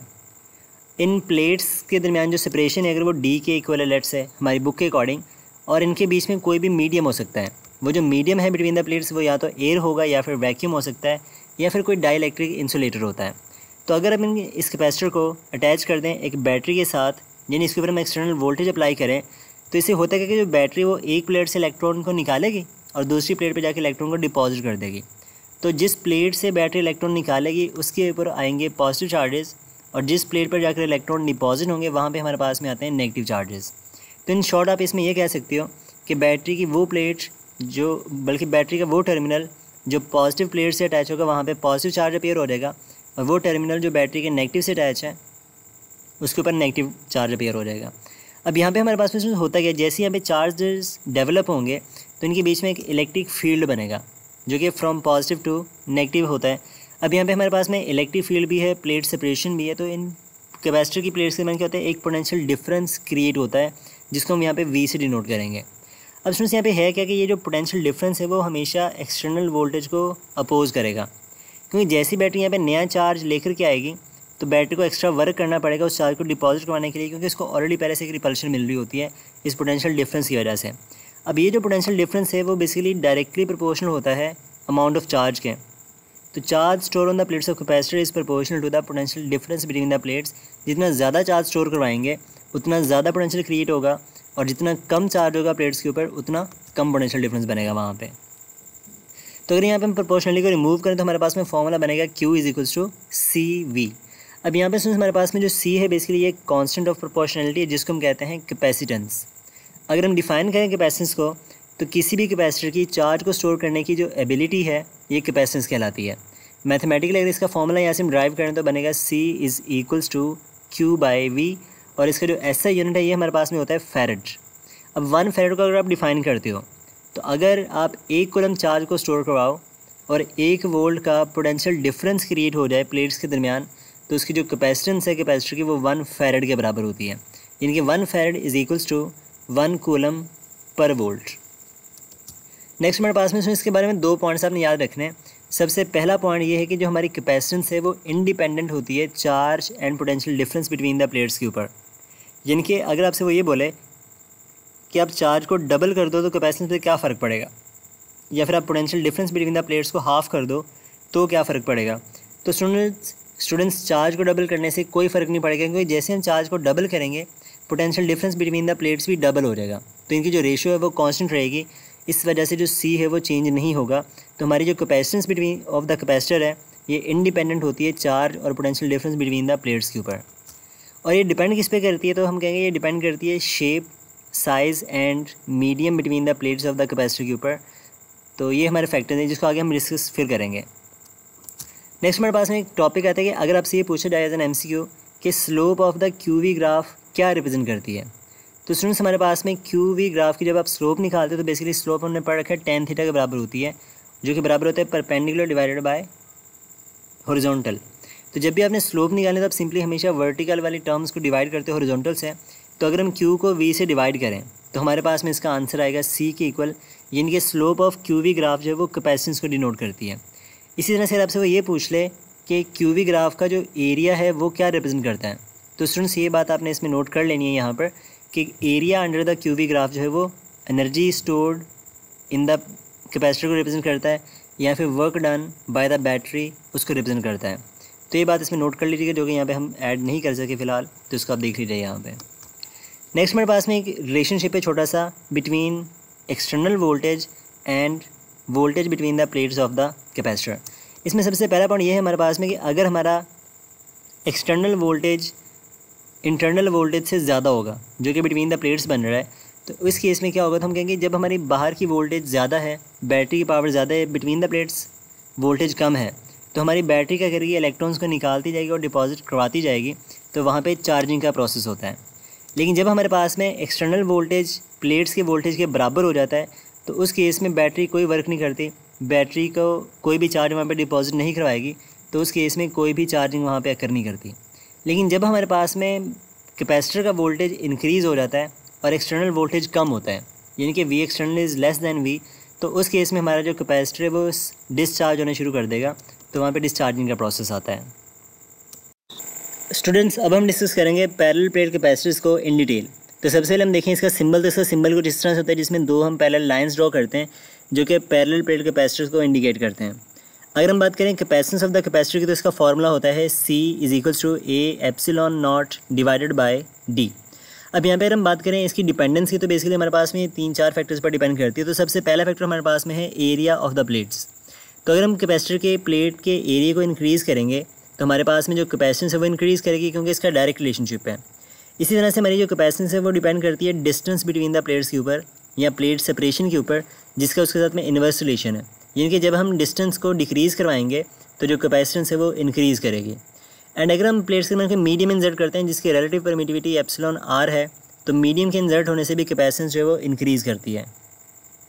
तो यहाँ पे अगर हम मीडियम के बारे में बात करें तो मीडियम की प्रेजेंस में हमारा जो फॉर्मूला होता है कैपेसिटेंस का वो बनेगा C in a medium = A epsilon naught epsilon R divided by D। अब यहाँ पे हमारे पास में जो फैक्टर है A epsilon naught by D, ये रिप्रेजेंट करता है C इन अ वैक्यूम को, तो फॉर्मूला बनेगा C in a medium = C in a vacuum into epsilon R। तो यहाँ से आप एप्सिलॉन R को कैलकुलेट कर सकते हो by using C of medium divided by C of vacuum. तो यहाँ पे हमारे पास में जो एप्सिलॉन R है ये कहलाता है डाई इलेक्ट्रिक कांस्टेंट, जो बेसिकली हमारे पास में रेशो होती है capacitance of medium to the capacitance of vacuum की, और इसका कोई यूनिट नहीं होता बेसिकली, क्योंकि ये दो सेम टर्म्स की रेशो हमारे पास में आती है। अब हम डिस्कस करेंगे कि electric field between the plates को कैसे कैलकुलेट किया जाता है। तो इसका फॉर्मूला हमारे पास में हमने डिस्कस किया है पहले भी गॉसेस लॉ की एप्लीकेशन में कि electric field between two oppositely charge plates ये बराबर होती है सिग्मा ओवर एप्सिलॉन नॉट के, और सिग्मा कहलाता है सरफेस चार्ज डेंसिटी जिसका फॉर्मूला होता है Q/A। तो हमारा इलेक्ट्रिक फील्ड का फॉर्मूला बन जाएगा Q/A एप्सिलॉन नॉट। अब हम बात करेंगे potential difference between the plates की, क्योंकि जब यहाँ पे चार्ज स्टोर होता है तो एक पोटेंशियल डिफरेंस क्रिएट होता है बिटवीन द प्लेट्स, जिसका फॉर्मूला होता है इन terms of electric field V = ED। तो यहाँ पे अगर आप E की वैल्यू को रिप्लेस करो तो फॉर्मूला हमारे पास में बनेगा sigma D divided by epsilon not. Next हमारे पास में एक पॉइंट आता है force between the plates of the capacitor, यानी कि अगर आप एक चार्ज को यहाँ पे रखोगे तो एक प्लेट उसके ऊपर कितनी फोर्स एक्सर्ट करेगी या इलेक्ट्रिक फोर्स कितनी लगेगी, उसको कैसे निकाल सकते हैं। तो हम जानते हैं कि इलेक्ट्रिक फोर्स कैलकुलेट करने का जो फॉर्मूला है वो होता है F = Q × E। तो अगर हम यहाँ पे E की वैल्यू को रिप्लेस करेंगे अपने फार्मूले से, तो हमारा जो रिलेशनशिप बनेगा वो बनेगा sigma square by 2A epsilon naught. अब 2 यहाँ पे क्यों आ रहा है, क्योंकि यहाँ पे हमारे पास में हम एक सिंगल शीट की वजह से फोर्स निकाल रहे हैं जो इस पार्टिकल पे लगेगी, तो ये बेसिकली इसका हाफ आएगा। तो E की वैल्यू यहाँ पे आप यूज़ करोगे सिग्मा ओवर 2 एप्सिलॉन नॉट। इस तरह से नेक्स्ट हमारे पास में आता है कि अगर हम कोई मीडियम को यहाँ पे इंसर्ट करें between the plates of capacitor के, तो उस डाई इलेक्ट्रिक के केस में वहाँ पे क्या होता है, तो हमने अभी डिस्कस किया कि अगर हम वहाँ पे कोई मीडियम इंसर्ट करेंगे तो जो कैपेसिटेंस है वो इंक्रीज़ करती है। अब इसका सिंपल सा रीज़न हमारे पास में होता है पोलराइजेशन। तो डाइलेक्ट्रिक की पोलराइजेशन किस तरह से होती है अब ये देखते हैं। तो इसमें जब हम बात करते हैं किसी मीडियम को इंसर्ट करने की between the plates of capacitor, तो जैसे ही वहाँ पे मीडियम इंसर्ट करेंगे तो होता क्या है कि इस डाइलेक्ट्रिक मीडियम के हमारे पास में जो पॉजिटिव पार्टिकल्स होते हैं या फिर उसके जो नेगेटिव चार्ज पार्टिकल्स होते हैं वो एक साइड पे आ जाते हैं, यानी पॉजिटिव प्लेट के सामने, और इसके जो पॉजिटिव पार्टिकल्स होंगे वो चले जाएंगे नेगेटिव के सामने। अब यहाँ पे हमारे पास में जो डाइलेक्ट्रिक है इसके जो चार्जेस हैं वो इस डाइलेक्ट्रिक से बाहर नहीं आ सकते हैं, यानी कि ये फिक्स होते हैं उसके अंदर। लेकिन ये क्या करेंगे कि हमारी जो प्लेट्स ऑफ कैपेसिटर्स हैं वहाँ से चार्ज को पकड़ के अंदर ले जाएंगे। तो जैसे ही ये उसके सामने आएगा अपोजिट चार्ज, तो प्लेट्स में से चार्ज उतरेगा और इनके साथ जाके एक बॉन्ड बना लेगा इस तरह से। तो इनकी इस बॉन्डिंग से होता है कि यहाँ पे हमारे पास में डाइपोल्स क्रिएट होते हैं। तो डाइपोल्स के क्रिएट होने से जो प्लेट्स का चार्ज है वो उतर करके मीडियम के पास चला जाएगा, जिसकी वजह से हमारी जो इफेक्टिव सरफेस चार्ज डेंसिटी है वो डिक्रीज़ करती है। तो सरफेस चार्ज डेंसिटी के डिक्रीज़ करने से आप देखो फार्मूले के अंदर अपने इलेक्ट्रिक फील्ड का, तो जैसे ही सिग्मा डिक्रीज़ करेगा तो इसकी वजह से इलेक्ट्रिक फील्ड इंटेंसिटी डिक्रीज़ करेगी, और इलेक्ट्रिक फील्ड की इंटेंसिटी डिक्रीज़ होने से हमारा जो पोटेंशियल बिटवीन द प्लेट्स है वो भी डिक्रीज़ करेगा, और पोटेंशियल जब हमारा डिक्रीज़ करेगा तो बाय फार्मूला C=Q/V, तो V के डिक्रीज़ होने से जो कैपेसिटेंस ऑफ द कैपेसिटर है वो इंक्रीज़ करती है। और ये सारा खेल किस वजह से होता है? Due to the polarisation of dielectric. तो ये सारे पैरामीटर्स हैं जब हम एक चार्ज कैपेसिटर के दरमियान एक मीडियम को इंसर्ट करते हैं। स्टूडेंट्स, इसके बाद हमारे पास में कुछ 2-3 पॉइंट्स हैं जो कि एज एन MCQ आपने यहाँ पे याद रखने हैं। तो सबसे पहला पॉइंट हमारे पास में ये है कि हमारा जो कैपेसिटर है उसमें से AC पास कर जाता है लेकिन वो DC को ब्लॉक कर देता है। यानी कि DC क्या करेगा, एक प्लेट के साथ जब जाएगा पहुँचेगा एक साइड से, तो उसके बीच में एक मीडियम आ जाता है, डाइलेक्ट्रिक आ जाता है, जहाँ से वो करंट पास नहीं कर पाता। तो जो डायरेक्ट करंट है वो कैपेसिटर में से कभी पास नहीं करेगा, जो AC करंट है वो उसमें से अलाउ कर जाता है, पास हो जाता है due to the continuous charging and discharging of the plates. तो वहाँ पे चार्जेस हमेशा मूव करते रहते हैं जिसकी वजह से वहाँ पे करंट जनरेट होता है AC की वजह से। नेक्स्ट हमारे पास में कि अगर हमें वहाँ पे चार्ज को स्टोर करना है परमानेंटली, तो सिर्फ DC सप्लाई जो है वो चार्ज को स्टोर करवा सकती है, AC सप्लाई कैपेसिटर पर चार्ज स्टोर नहीं करवाती, क्योंकि AC की पोलैरिटी कंटिन्यूसली चेंज होती रहती है, और उसकी पोलैरिटी के चेंज होने से हमारे पास में जो कैपेसिटेंस, जो चार्जिंग एंड डिस्चार्जिंग लगातार होती रहती है, तो चार्ज कभी भी वहाँ पे स्टोर नहीं होता। तो ये कुछ पॉइंट्स है सारे के सारे parallel plate of the capacitors के बारे में। तो इसको अच्छे से देखिएगा, नोट करिएगा। अगर किसी पॉइंट में आपको कोई समझ ना आया, कोई पॉइंट में इशू, तो आप हमसे डिस्कस लाजमी कीजिएगा कमेंट सेक्शन में। स्टूडेंट्स, अब हम डिस्कस करेंगे कॉम्बिनेशन ऑफ द कैपेसिटर्स का। तो ये बेसिकली हमारे पास में 2 तरह का कॉम्बिनेशन होता है, एक होता है सीरीज़ कॉम्बिनेशन, एक होते हैं पैरेलल कॉम्बिनेशन। तो अगर हम बात करें सीरीज़ कॉम्बिनेशन की, तो ये कुछ इस तरह का कॉम्बिनेशन होता है जिसमें चार्जेस के फ्लो के लिए सिर्फ एक सिंगल पाथ होता है हमारे पास में, कुछ इस तरह से। अब यहाँ पे सीरीज़ कॉम्बिनेशन की कुछ प्रॉपर्टीज़ हैं जो यहाँ पे हमने याद रखनी है। तो सबसे पहली प्रॉपर्टी इनकी ये है कि सीरीज़ कॉम्बिनेशन में हर प्लेट्स के ऊपर जो चार्ज है वो हमेशा सेम होता है। अब इसका रीज़न ये होता है कि यहाँ पे प्रोसेस होता है इंडक्शन का। लेट्स से हमारे पास में C1 की जो लेफ़्ट प्लेट है वहाँ पे अगर एक पॉजिटिव चार्ज आया तो उसकी अपोजिट प्लेट पर इंडक्शन की वजह से एक नेगेटिव चार्ज क्रिएट होगा, और उसकी जो नेक्स्ट प्लेट आएगी वहाँ पर एक पॉजिटिव और उससे नेक्स्ट प्लेट पे एक नेगेटिव। तो इस तरह सो ऑन हमारे पास में इंडक्शन की वजह से सेम चार्ज अपीयर होता है इन सीरीज़ कॉम्बिनेशन। लेकिन यहाँ पे हमारा जो हर कैपेसिटर का पोटेंशियल डिफरेंस होता है वो डिफरेंट होता है। यहाँ पे टोटली हर कैपेसिटर पर पोटेंशियल डिवाइड हो रहे हैं, जो भी आप अप्लाई करोगे बैटरी का, तो जो potential difference between the plates है अक्रॉस द कैपेसिटर वो डिफरेंट होगा। तो अगर हम यहाँ पे बात करेंगे इक्विवेलेंट कैपेसिटेंस की, तो इसका फॉर्मूला हमारे पास में होता है 1/C equivalent is equals to 1/C1 + 1/C2। Next हमारे पास में आता है कि अगर हम यहाँ पे बात करते हैं वोल्टेज डिवाइडर की, तो यहाँ पे जो वोल्टेज की डिस्ट्रीब्यूशन होती है कि किस कैपेसिटर के क्रॉस कितना वोल्टेज आएगा। तो अगर हम बात करें फर्स्ट कैपेसिटर की, तो उसका वोल्टेज होगा V1, और इसका फॉर्मूला होता है कि जिस कैपेसिटर का आपने पोटेंशियल डिफरेंस निकालना है ना, उसकी opposite capacitance divided by total capacitance into V। अब यहाँ पे देखो, अगर हमने V1 कैलकुलेट करना है तो V1 है C1 का, तो C1 का अपोजिट कैपेसिटर है C2, और टोटल बनेगा C1 + C2, तो C2/C1 + C2 multiplied by total voltage of the battery, जो कि V के बराबर है।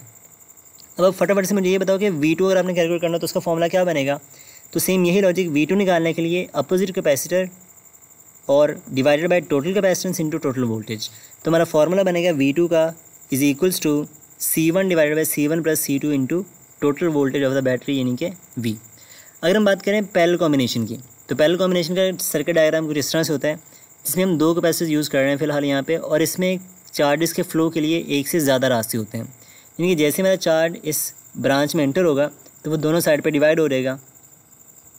अब यहाँ पे हमारे पास में पैरेलल कॉम्बिनेशन में जो चार्ज की अमाउंट होती है हर कैपेसिटर के ऊपर वो डिफरेंट होती है depending upon the capacitance of the capacitor, लेकिन हर कैपेसिटर के ऊपर जो पोटेंशियल डिफरेंस है वो सेम होगा इन पैरेलल कॉम्बिनेशन। और इस केस में अगर हम बात करें इक्विवेलेंट कैपेसिटेंस की तो उसका फॉर्मूला हमारे पास में होता है C equivalent is equals to C1 plus C2।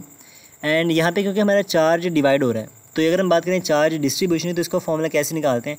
Let's say अगर आपसे वो पूछ ले कि C1 पर कितना चार्ज आएगा, C2 पर कितना चार्ज आएगा, तो इसको निकालने का बड़ा सिंपल सा तरीका है जिसे हमने वोल्टेज डिस्ट्रीब्यूशन का पढ़ा है। तो फ़र्क इसमें यह है कि वोल्टेज के केस में अपोजिट कैपेसिटेंस लेकिन चार्ज के केस में सेम कैपेसिटेंस।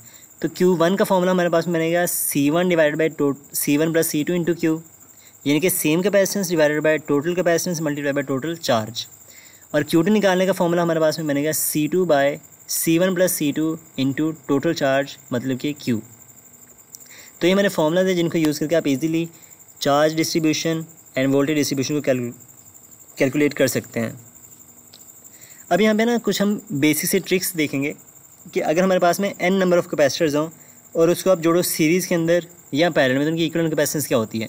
तो सीरीज़ कॉम्बिनेशन के लिए हमारे पास में अगर n नंबर ऑफ़ कैपेसिटर्स हैं जिनकी कैपेसिटेंस C है तो उसका फॉर्मूला होता है सीरीज़ कॉम्बिनेशन में C equivalent is equals to C divided by n।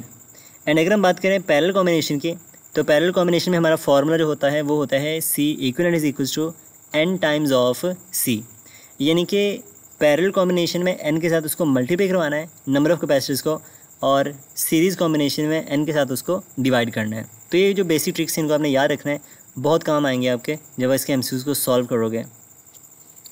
Next हमारे पास में आता है कि energy store in a capacitor का टॉपिक, कि कैपेसिटर में जो एनर्जी है वो कितनी स्टोर होती है और उसको कैसे कैलकुलेट किया जाता है। तो उसमें यहाँ पे हमारे पास में कैपेसिटर में जो एनर्जी स्टोर होती है वो बेसिकली इलेक्ट्रिकल पोटेंशियल एनर्जी होती है जो कि बिटवीन द प्लेट्स स्टोर होती है in the form of electric field. और इसको कैलकुलेट करने का हमारे पास में जो सबसे बेसिक फार्मूला है वो होता है U is equals to 1/2 into QV। अगर हम बात करें Q की तो वो होता है CV के बराबर। तो जब इसको रिप्लेस करोगे यहाँ पे तो बनेगा 1/2 CV स्क्वायर और ये फर्दर बराबर होता है 1/2 Q square divided by C। तो ये हमारे पास में तमाम रिलेशनशिप है जिसको आपने यहाँ पे याद रखना है। देखो यहाँ पे हमारे पास में फैक्टर आ रहा है 1/2 का, यानी कि 50% यहाँ पे एनर्जी स्टोर हो रही है और जो 50% हमारे पास में एनर्जी है वो वेस्ट हो रहेगी इन दी फॉर्म ऑफ हीट जो बैटरी सप्लाई कर रही होती है वहाँ पे। तो ये पॉइंट भी यहाँ पे याद रखिएगा कि सिर्फ मैक्सिमम का 50% एनर्जी ही स्टोर हो पाता है कैपेसिटर की प्लेट्स के ऊपर, बाकी जो 50% है वो लॉस हो जाता है in the form of heat. तो हमने पढ़ा कि जो कैपेसिटर वो एनर्जी स्टोर करता है in the form of electric field. तो in terms of electric field हमारा जो फॉर्मूला है वो बनेगा U is equal to 1/2 epsilon naught epsilon R E square into AD। तो यहाँ पे हमारे पास में ये जो फैक्टर है ना AD, तो एरिया इंटू डिस्टेंस ये बेसिकली रिप्रेजेंट करता है volume between the plates of capacitor को। अब एक टर्म हमारे पास में होती है एनर्जी डेंसिटी। तो एनर्जी डेंसिटी को आप इस तरह से डिफाइन कर सकते हो कि energy stored per unit volume is called energy density. अब हमारे पास में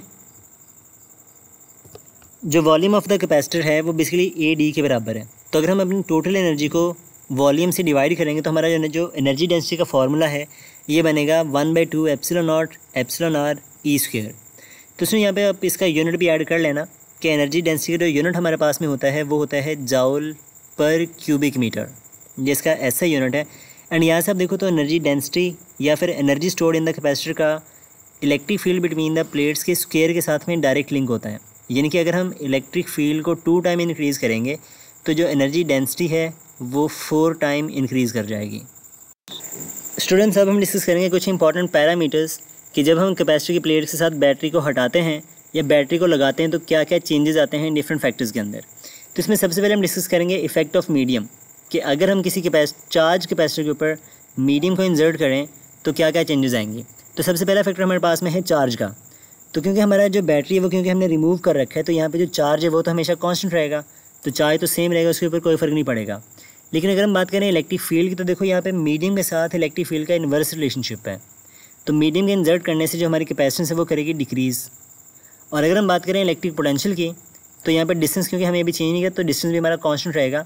तो V का इलेक्ट्रिक फील्ड के साथ में डायरेक्ट लिंक है, अगर इलेक्ट्रिक फील्ड डिक्रीज़ करेगी तो इलेक्ट्रिक पोटेंशियल भी डिक्रीज़ करेगा। एंड मीडियम के साथ आप देखो तो हमारे पास में कैपेसिटेंस का डायरेक्ट लिंक है, तो मीडियम लगाने से जो कैपेसिटेंस है वो इंक्रीज़ करेगी। अब सिर्फ यहाँ पे आप देखो एनर्जी का फॉर्मूला कौन सा यूज़ करना है, तो क्योंकि हमारा चार्ज कांस्टेंट है, तो जब हमारा चार्ज कांस्टेंट होता है तो एनर्जी का फॉर्मूला हम यूज़ करते हैं हाफ Q²/c। अब यहाँ पे देखो तो एनर्जी का C के साथ इन्वर्स रिलेशनशिप है। अगर कैपेसिटेंस इंक्रीज़ कर रही है तो जो एनर्जी है वो डिक्रीज़ करेगी। नेक्स्ट हमारे पास में आता है कि अगर हम एरिया को इंक्रीज़ करवाएं तो हमारे पास में जो चार्ज है वो तो सेम है, उस पर कोई फ़र्क पड़ेगा नहीं। लेकिन जब आप एरिया को इंक्रीज़ करोगे तो इलेक्ट्रिक फील्ड इंटेंसिटी डिक्रीज़ करेगी, क्योंकि इसका इन्वर्स रिलेशनशिप है। इलेक्ट्रिक फील्ड डिक्रीज़ करेगी तो पोटेंशियल भी डिक्रीज़ करेगा। एंड एरिया के इंक्रीज़ करने से फॉर्मूले से आपको नज़र आ रहा है कि जो कैपेसिटेंस है वो इंक्रीज़ करेगी, और अगर कैपेसिटेंस इंक्रीज़ करेगी तो जो एनर्जी है वो डिक्रीज़ करेगी। थर्ड फैक्टर हमारे पास में आता है इफेक्ट ऑफ द डिस्टेंस। तो अगर आप डिस्टेंस को डिक्रीज़ करवाओ, चाहे तो हमारे पास में वैसे ही कांस्टेंट है, ये तो सेम रहेगा, लेकिन अब देखो यहाँ पे हमारे पास में इलेक्ट्रिक फील्ड का ये डिस्टेंस पर डिपेंड नहीं करती, तो हमारे पास में जो इलेक्ट्रिक फील्ड इंटेंसिटी वो सेम रहेगी। यहाँ पे अगर हमारे पास में इलेक्ट्रिक फील्ड इंटेंसिटी सेम है और आप डिस्टेंस को डिक्रीज़ करवा रहे हो, तो डिस्टेंस को डिक्रीज़ करवाने से जो इलेक्ट्रिक पोटेंशियल है वो डिक्रीज़ करेगा, और डिस्टेंस के डिक्रीज़ होने से जो कैपेसिटेंस है वो इंक्रीज़ करेगी। एंड फाइनली हमारे पास में जो एनर्जी ऑफ द कैपेसिटर है वो डिक्रीज़ करेगी। तो ये हमारे सारे पैरामीटर्स थे जब हम बैटरी को रिमूव कर देते हैं। अब यहाँ पे अगर हम बैटरी को अटैच कर दें तो फिर क्या क्या चेंजेस आएंगे सारे पैरामीटर्स में। तो एक बात यहाँ पे आपने ये याद रखनी है कि जैसे ही आप वहाँ पे कोई भी चेंज करोगे, मीडियम को, एरिया को, डिस्टेंस को, तो वहाँ पे हमारे पास में चार्ज में चेंज आएगा। तो जैसे ही वहाँ पे चार्ज में हल्का फुल्का चेंज आएगा, बैटरी प्लेट्स के ऊपर नया चार्ज स्टोर करवा देगी, तो बैटरी वहाँ पे वर्क करती रहेगी और चार्ज की अमाउंट जो है वो वहाँ पे डिलीवर करती रहेगी, जिसकी वजह से जो potential difference between the plates है वो हमेशा कांस्टेंट रहेगा, उसके ऊपर कोई फ़र्क नहीं पड़ेगा। तो सबसे पहला पैरामीटर आप यही पकड़ लो यहाँ पे कि हमारा जो पोटेंशियल बिटवीन द प्लेट्स है वो हमेशा कांस्टेंट रहेगा, चाहे कुछ भी हो रहा है वहाँ पे, चाहे आप मीडियम इंसर्ट करो, एरिया इंक्रीज़ करो या फिर डिस्टेंस को डिक्रीज़ करवा दो। अब नेक्स्ट हमारे पास में देखेंगे कि अगर हम मीडियम को इंसर्ट करते हैं तो फिर क्या क्या चेंजेस आते हैं। तो सबसे पहले आप देखो कैपेसिटेंस को, या फिर आप देखो बल्कि चार्ज को आप देख लो, जैसे यहाँ पे यार एडिट हुआ पड़ा है। तो अगर हम बात करें चार्ज की, तो हमें पता है कि पोटेंशियल यहाँ पे कांस्टेंट है, तो बैटरी जो है वो लगातार वहाँ पे चार्ज को स्टोर करवाती रहेगी, तो चार्ज हमेशा इंक्रीज़ करेगा जब हम मीडियम इंसर्ट करेंगे। और क्योंकि मीडियम इंसर्ट करने से जो इलेक्ट्रिक फील्ड है वो सेम रहेगी, क्योंकि यहाँ पे देखो पोटेंशियल भी कांस्टेंट है और डिस्टेंस हमारे पास में जो है वो भी कांस्टेंट है, तो इलेक्ट्रिक फील्ड यहाँ पे सेम रहेगी। कैपेसिटेंस जो है वो करेगी इंक्रीज़ मीडियम के इंसर्ट होने से। अगर कैपेसिटेंस इंक्रीज़ हो रही है तो यहाँ पे आप इस केस में जो फार्मूला यूज़ करोगे ना इलेक्ट्रिक एनर्जी के लिए, वो यूज़ करेंगे 1/2 CV², क्योंकि यहाँ पे हमारा पोटेंशियल कांस्टेंट है। तो जब पोटेंशियल कांस्टेंट हो तो ये वाला फार्मूला, और जब चार्ज कांस्टेंट हो तो ऊपर वाला फार्मूला यूज़ करना है आपने। अब यहाँ पे क्योंकि हमारी कैपेसिटेंस इंक्रीज़ हो रही है तो इसी वजह से हमारी जो एनर्जी इन द कैपेसिटर है वो भी इंक्रीज़ करेगी। नेक्स्ट हमारे पास में आता है कि अगर हम एरिया को इंक्रीज़ कर दें, तो एरिया को इंक्रीज़ करने से स्टूडेंट्स हमारी जो कैपेसिटेंस है वो इंक्रीज़ करेगी, क्योंकि देखो इसका डायरेक्ट लिंक है। नेक्स्ट हमारे पास में आता है चार्ज। तो अगर आप एरिया इंक्रीज़ करवाओगे तो उसका, क्योंकि चार्ज पे वैसे डिपेंड नहीं करता, लेकिन कैपेसिटेंस के इंक्रीज़ होने से जो चार्ज है वो इंक्रीज़ करेगा। फिर हम बात करें अगर इलेक्ट्रिक फील्ड इंटेंसिटी की, अब हमारे पास में पोटेंशियल भी कांस्टेंट है, डिस्टेंस भी कांस्टेंट है, और एरिया के ऊपर वो वैसे डिपेंड नहीं करती, तो हमारे पास में जो इलेक्ट्रिक फील्ड इंटेंसिटी है वो सेम रहेगी। और क्योंकि कैपेसिटेंस इंक्रीज़ हो रही है इसीलिए हमारी जो energy store in the capacitor वो भी इंक्रीज़ करेगी। नेक्स्ट हमारे पास में फाइनल फैक्टर आता है डिस्टेंस का, कि अगर आप डिस्टेंस को डिक्रीज़ करवाओ तो क्या होगा। अब यहाँ पे हमारे पास में क्या होता है कि जब हम डिस्टेंस को चेंज करते हैं तो हमारे पास में जो कैपेसिटेंस है वो इंक्रीज़ करेगी डिस्टेंस के डिक्रीज़ होने से। और अगर हमारे पास में कैपेसिटेंस इंक्रीज़ हो रही है तो जो charge on the plates of capacitor वो इंक्रीज़ होनी है। बैटरी लगातार वहाँ पे चार्जेस को भेजती रहेगी, वो हर केस में इंक्रीज़ करेंगे। जब बैटरी कनेक्टेड है तो चार्ज इंक्रीज़ होगा, और अगर वो डिसकनेक्टेड है तो चार्ज सेम रहेगा वहाँ पे। अगर हम बात करें इलेक्ट्रिक फील्ड की, तो अगर आप डिस्टेंस को डिक्रीज़ करवा रहे हो तो इलेक्ट्रिक फील्ड इंक्रीज़ करेगी, क्योंकि उसका इन्वर्स रिलेशनशिप है। एंड फाइनली अगर हमारी एनर्जी की बात की जाए तो एनर्जी भी इंक्रीज़ करेगी, क्योंकि यहाँ पर जो कैपेसिटेंस है वो इंक्रीज़ हो रही है। तो ये थे हमारे सारे के सारे पैरामीटर्स, इनको एक बार अच्छी तरह से ओवरव्यू कर लीजिएगा। अगर कोई पॉइंट में आपको कन्फ्यूजन हो तो आप हमसे डिस्कस कर लीजिएगा। स्टूडेंट्स, अब हम बात करेंगे charging and discharging of the capacitor की। अगर हम चार्जिंग की बात करें तो चार्जिंग का मतलब होता है charge stored on the plates of capacitor, लेकिन डिस्चार्जिंग का मतलब होता है कि charges are removed from the plate of the capacitor. तो चार्जिंग को अंडरस्टैंड करने के लिए हम यहाँ पे एक सर्किट कंसिडर करेंगे, जो कि हमारे पास में RC सर्किट है, जिसमें हमने कैपेसिटर को एक रेजिस्टर के साथ अटैच कर रखा है with the help of a battery. अब यहाँ पे जैसे आप स्विच को क्लोज़ करोगे तो हमारी जो बैटरी वो चार्जेस को डिपॉजिट करना स्टार्ट कर देगा, और हमारा जो कैपेसिटर है वो आहिस्ता आहिस्ता चार्ज होना शुरू कर देगा, इसमें चार्ज ग्रो करना शुरू करेगा। तो हमारे पास में किसी भी इंस्टेंट पे अगर आप चार्ज कैलकुलेट करना चाहते हो तो इसका फॉर्मूला हमारे पास में होता है Q = Q0 × 1 - exponential T/RC। यहाँ पे जो Q है वो इंस्टेंटेनियस चार्ज है, Q0 हमारे पास में होता है मैक्सिमम चार्ज, और जो T हमारे पास में है ये कहलाता है टाइम कांस्टेंट, और जो R है ये रेजिस्टेंस है, C हमारे पास में कैपेसिटेंस है। अब इसमें बेसिकली जो टाइम कांस्टेंट है ये एक्चुअल में प्रोडक्ट होता है रेजिस्टर और कैपेसिटर्स की कैपेसिटेंस और रेजिस्टेंस का, यानी कि जो फैक्टर हमारे पास में है RC ये टाइम कांस्टेंट कहलाता है, क्योंकि अगर आप इसकी डायमेंशन निकालोगे तो वो टाइम के बराबर आती हैं। तो हम कह सकते हैं कि product of RC is equal to the time constant, और R का यूनिट होता है ओहम, C का यूनिट होता है फैरेड। तो ओहम टाइम्स फैरेड हमारे पास में जो है वो बराबर होता है सेकंड के। तो ये 2 पॉइंट्स आपने अच्छे से याद करने हैं, क्योंकि ये MCQ में अक्सर पूछे जाते हैं। अब यहाँ पे स्टूडेंट्स हमारे पास में जो कैपेसिटर की चार्जिंग या डिसचार्जिंग है वो बेसिकली डिपेंड करती है उसके टाइम कांस्टेंट के ऊपर।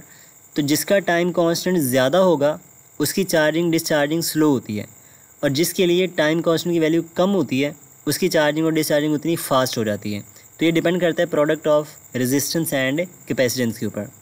अगर हम बात करें कि एक वन टाइम कांस्टेंट में वहाँ पे कितना चार्ज स्टोर होता है, तो स्टूडेंट यहाँ पे आप देखो कि अगर आप T को रिप्लेस कर दो RC से, तो RC से RC कैंसिल आउट हो जाएगा, और हमारे पास में फैक्टर बनेगा Q is equal to Q0 1 minus exponential -1। तो एक्सपोनेंशियल -1 जो है इसकी वैल्यू होती है 0.37। तो जब हम 1 में से 0.37 को माइनस करेंगे तो हमारा आंसर आएगा 0.63 times of the total charge.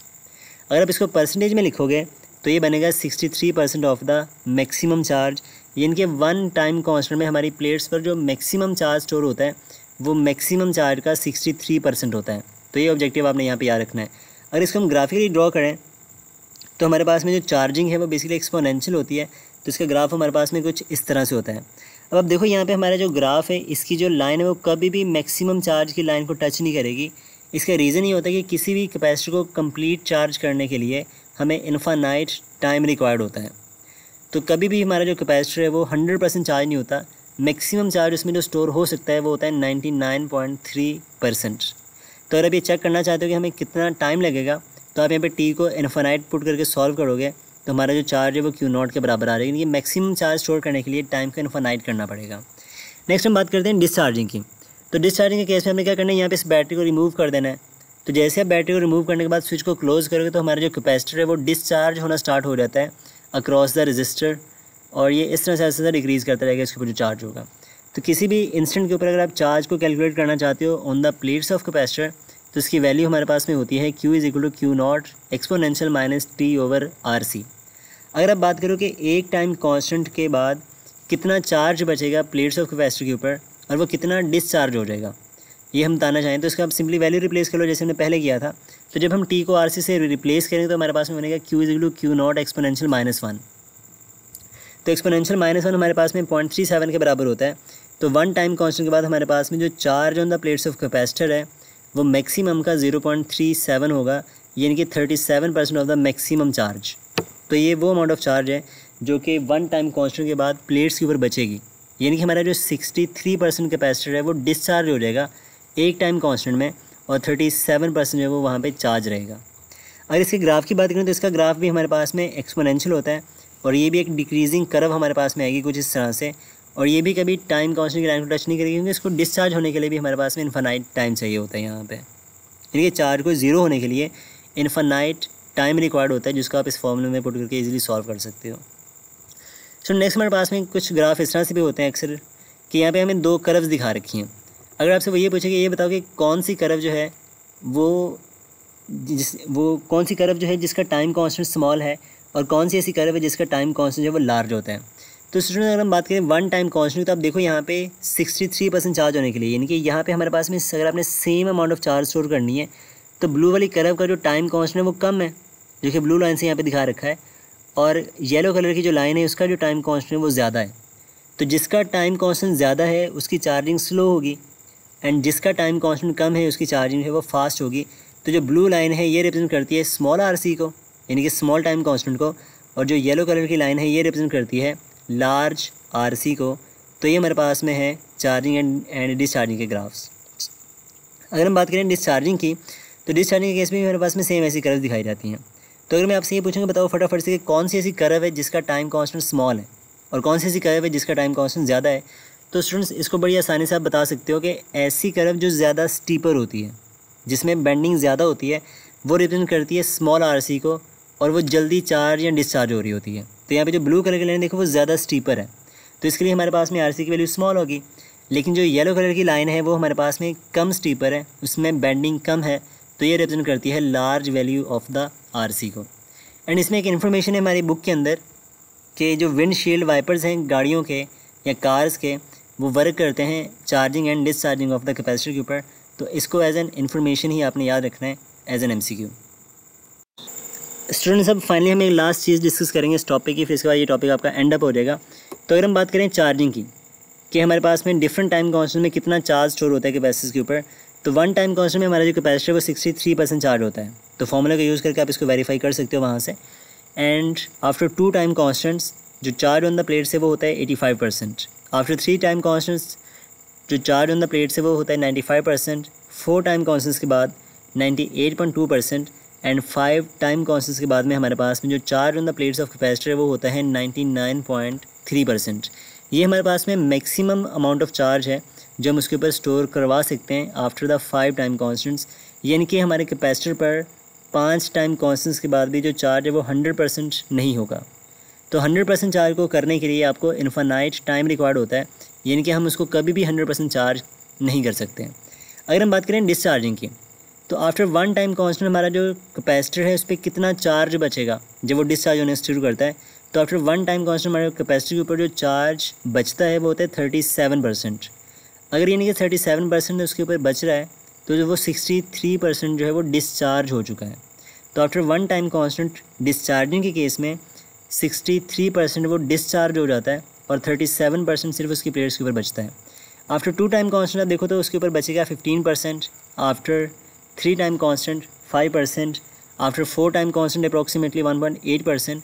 And after 5 time constants ये होता है 0.7%।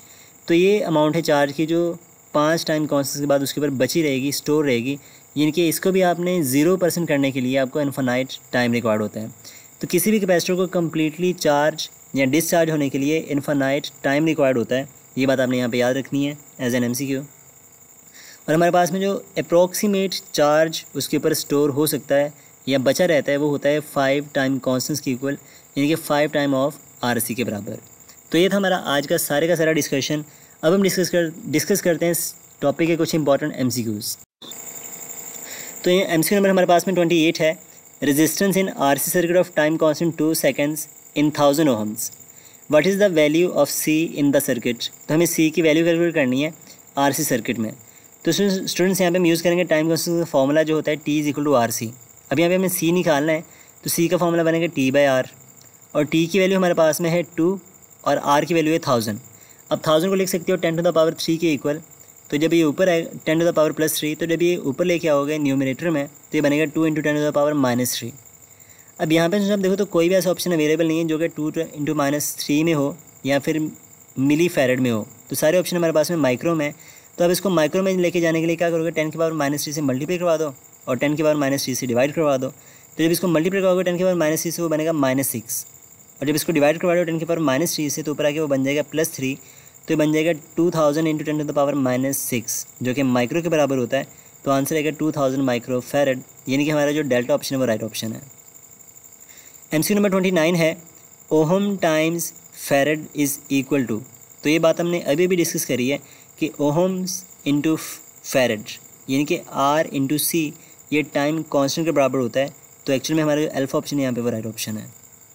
MCQ नंबर 30 है 10 volt potential difference is applied across the plates of 1 farad capacitor. What is the energy stored in the capacitor. तो हमें energy calculate करनी है। अब हम जानते हैं कि हमारे पास में पोटेंशियल डिफरेंस है, कैपेसिटेंस है, तो एनर्जी का फॉर्मूला हम यहाँ पे यूज़ करेंगे 1/2 CV²। अब C की वैल्यू हमारे पास में है 1 और V की वैल्यू हमारे पास में है 10। तो 10 का स्क्वायर हमारे पास में आएगा 100। तो 100 को जब आप 2 से करोगे डिवाइड तो आंसर आएगा 50 जूल, यानी कि हमारा जो डेल्टा ऑप्शन है यहाँ पे वो राइट ऑप्शन है। MCQ नंबर 31 है if the length, width and separation between the plates of a parallel plate capacitor is double then its capacitance becomes. अगर आप लेंथ को, विड्थ को और सेपरेशन को डबल कर दो तो कैपेसिटेंस पे क्या फ़र्क पड़ेगा। तो स्टूडेंट्स यहाँ पे फॉर्मूला यूज़ करोगे C = A∈0/D। अब यहाँ पे हम देखो एरिया की अगर हम बात करें तो एक कैपेसिटर के लिए हम इसको लिख सकते हैं एरिया को length multiply by width into epsilon not divided by D. अब यहाँ पे वो कह रहे हैं कि आप सबको डबल कर रहे हो, लेंथ को भी, विड्थ को भी और डिस्टेंस को भी, तो फॉर्मूला बनेगा C prime is equal to 2L into 2W by 2D into epsilon naught. अब यहाँ पे देखो 2 से कैंसिल आउट हो जाएगा, तो ऊपर एक 2 बच जाएगा, तो 2 को जब आप कॉमन करोगे तो बाकी बचेगा length into width epsilon not divided by D, यानी कि 2 टाइम्स ऑफ सी के बराबर हमारा आंसर आएगा। तो जब आप सारे फैक्टर्स को डबल कर दोगे तो हमारे पास में जो कैपेसिटेंस है वो 2 टाइम इंक्रीज़ करेगी, यानी कि डबल हो जाएगी। नेक्स्ट हमारे पास में एमसीक्यू नंबर 32 है। The distance between the plates of a parallel plate capacitor is 2 millimetre and area of each plate is 2 metre square. A potential difference of इतना is applied across the plates, find the capacitance. तो हमें सी करना है calculate, इसका formula हम use करेंगे A epsilon not divided by D. अगर इसमें हम वैल्यूज़ को रिप्लेस करें तो ए की वैल्यू हमारे पास में 2 के इक्वल है, एप्सिलॉन नॉट की वैल्यू हम जानते हैं 8.85 इंटू 10 टू द पावर -12 होती है, और डिस्टेंस जो है वो है 2 मिलीमीटर। तो स्टूडेंट्स 2 मिलीमीटर को आप लिख सकते हो 2 इंटू 10 टू द पावर -3। अभी बस हमें वोल्टेज बता रखे जो कि कहीं पे यूज़ नहीं हो रहा, तो आप इसको यूज़ नहीं करोगे यहाँ पे। अब यहाँ पे गौर से देखो तो हमारे पास में जो 2 है न्यूमरेटर वाला, वो डिनोमिनेटर वाले 2 से कैंसिल आउट हो जाएगा, और जो डिनोमिनेटर में 10 की पावर -3 है, जब आप इसको ऊपर लेके आओगे ये बनेगा प्लस का 3। तो -12 में से जब प्लस के 3 जाएंगे तो आंसर आएगा 8.85 इंटू 10 टू द पावर -9 फेरेड, यानी कि हमारा जो बीटा ऑप्शन है वो राइट ऑप्शन बन जाएगा यहाँ पे। एमसीक्यू नंबर 33 है। A capacitor is charge with a battery and energy stored is you. आपने इसको चार्ज अप किया, एनर्जी इसमें यू स्टोर हो गई है। After disconnecting the battery and other capacitor of same capacity is connected in parallel. फिर उसको हमने डिसकनेक्ट कर दिया, बैटरी को हटा दिया वहाँ से, और हमने एक नया कैपेसिटर वहाँ पे अटैच कर दिया। तो हमें बताने का अब उस पर एनर्जी कितनी स्टोर होगी। अब स्टूडेंट्स ये बात हमने डिस्कस करी थी अपने सबसे पहले टॉपिक में, आई थिंक कूलम्स लॉ वाले टॉपिक में, इक्विलिब्रियम ऑफ चार्जेस का, कि जब हम एक कंडक्टर के साथ में दूसरे कंडक्टर को टच करके हटाते हैं तो उनके ऊपर जो चार्ज है वो इक्वली डिवाइड हो रहे हैं। तो सेम केस यहाँ पे भी होगा। जब आप एक कैपेसिटर को चार्ज कर लोगे फिर बैटरी को हटाओगे तो उसके ऊपर चार्ज कांस्टेंट हो जाएगा, लेकिन जब आप उसको दूसरे कैपेसिटर से जोड़ोगे तो हमारा जो कैपेसिटर है उन दोनों के ऊपर जो चार्ज है वो इक्वली डिवाइड हो जाएगा, क्योंकि उसकी कैपेसिटी सेम है और हमने दोनों को जोड़ा है पैरेलल कॉम्बिनेशन में। तो हम जानते हैं पैरेलल कॉम्बिनेशन में चार्ज डिवाइड हो जाता है वैसे भी, और अगर दोनों की कैपेसिटी सेम है तो दोनों पे जो चार्ज है वो भी सेम आएगा। तो अगर यहाँ पे चार्ज सेम है तो हम फॉर्मूला यूज़ करेंगे हाफ Q²/C वाला। अब यहाँ से आप देखो तो एनर्जी का Q² से डायरेक्ट लिंक है। तो अगर हम बात करें चार्ज की, तो जब उसको हम डिस्कनेक्ट करेंगे और पैरेलल में एक नया कैपेसिटर जोड़ेंगे तो हमारा जो चार्ज है वो दोनों प्लेट्स पे हाफ़ हो जाएगा। तो चार्ज अगर हाफ़ हो रहा है यानी 2 टाइम डिक्रीज़ कर रहा है, तो जो एनर्जी है वो 2 का स्क्वायर टाइम डिक्रीज़ करेगी, यानी कि हमारी जो एनर्जी है वो U/4 हो जाएगी, वो पहले से 4 टाइम डिक्रीज़ करेगी। तो हमारा जो चार्ली ऑप्शन है यहाँ पे वो राइट ऑप्शन है। तो स्टूडेंट्स ये थी अपनी आज की सारी डिस्कशन। आई होप कि ये लेक्चर आपके लिए ज़रूर यूज़फुल रहा होगा। अगर आपको किसी कॉन्सेप्ट में कोई डाउट हो, कोई मसला हो, कोई चीज़ मिस हो गई हो जो आपको समझ में नहीं आ रही, तो कोई भी इशू हो तो आप उसको हमें कमेंट सेक्शन में ज़रूर हाईलाइट करिएगा। एंड अगर आपको ये लेक्चर समझ में आया हो, पसंद आया हो, तो इसको दोस्तों के साथ भी ज़रूर शेयर करिएगा। और हमारे चैनल को सब्सक्राइब अगर आपने अभी तक नहीं किया तो वो भी थोड़ा सा कर दीजिएगा। एंड अगर आपको कोई चीज़ इसमें अच्छी लगी हो तो अपना फीडबैक हमें कमेंट सेक्शन में ज़रूर बताइएगा। बहुत जल्द मिलेंगे एक नेक्स्ट वीडियो में। टिल देन अल्लाह हाफिज़, फ़ी अमान अल्लाह।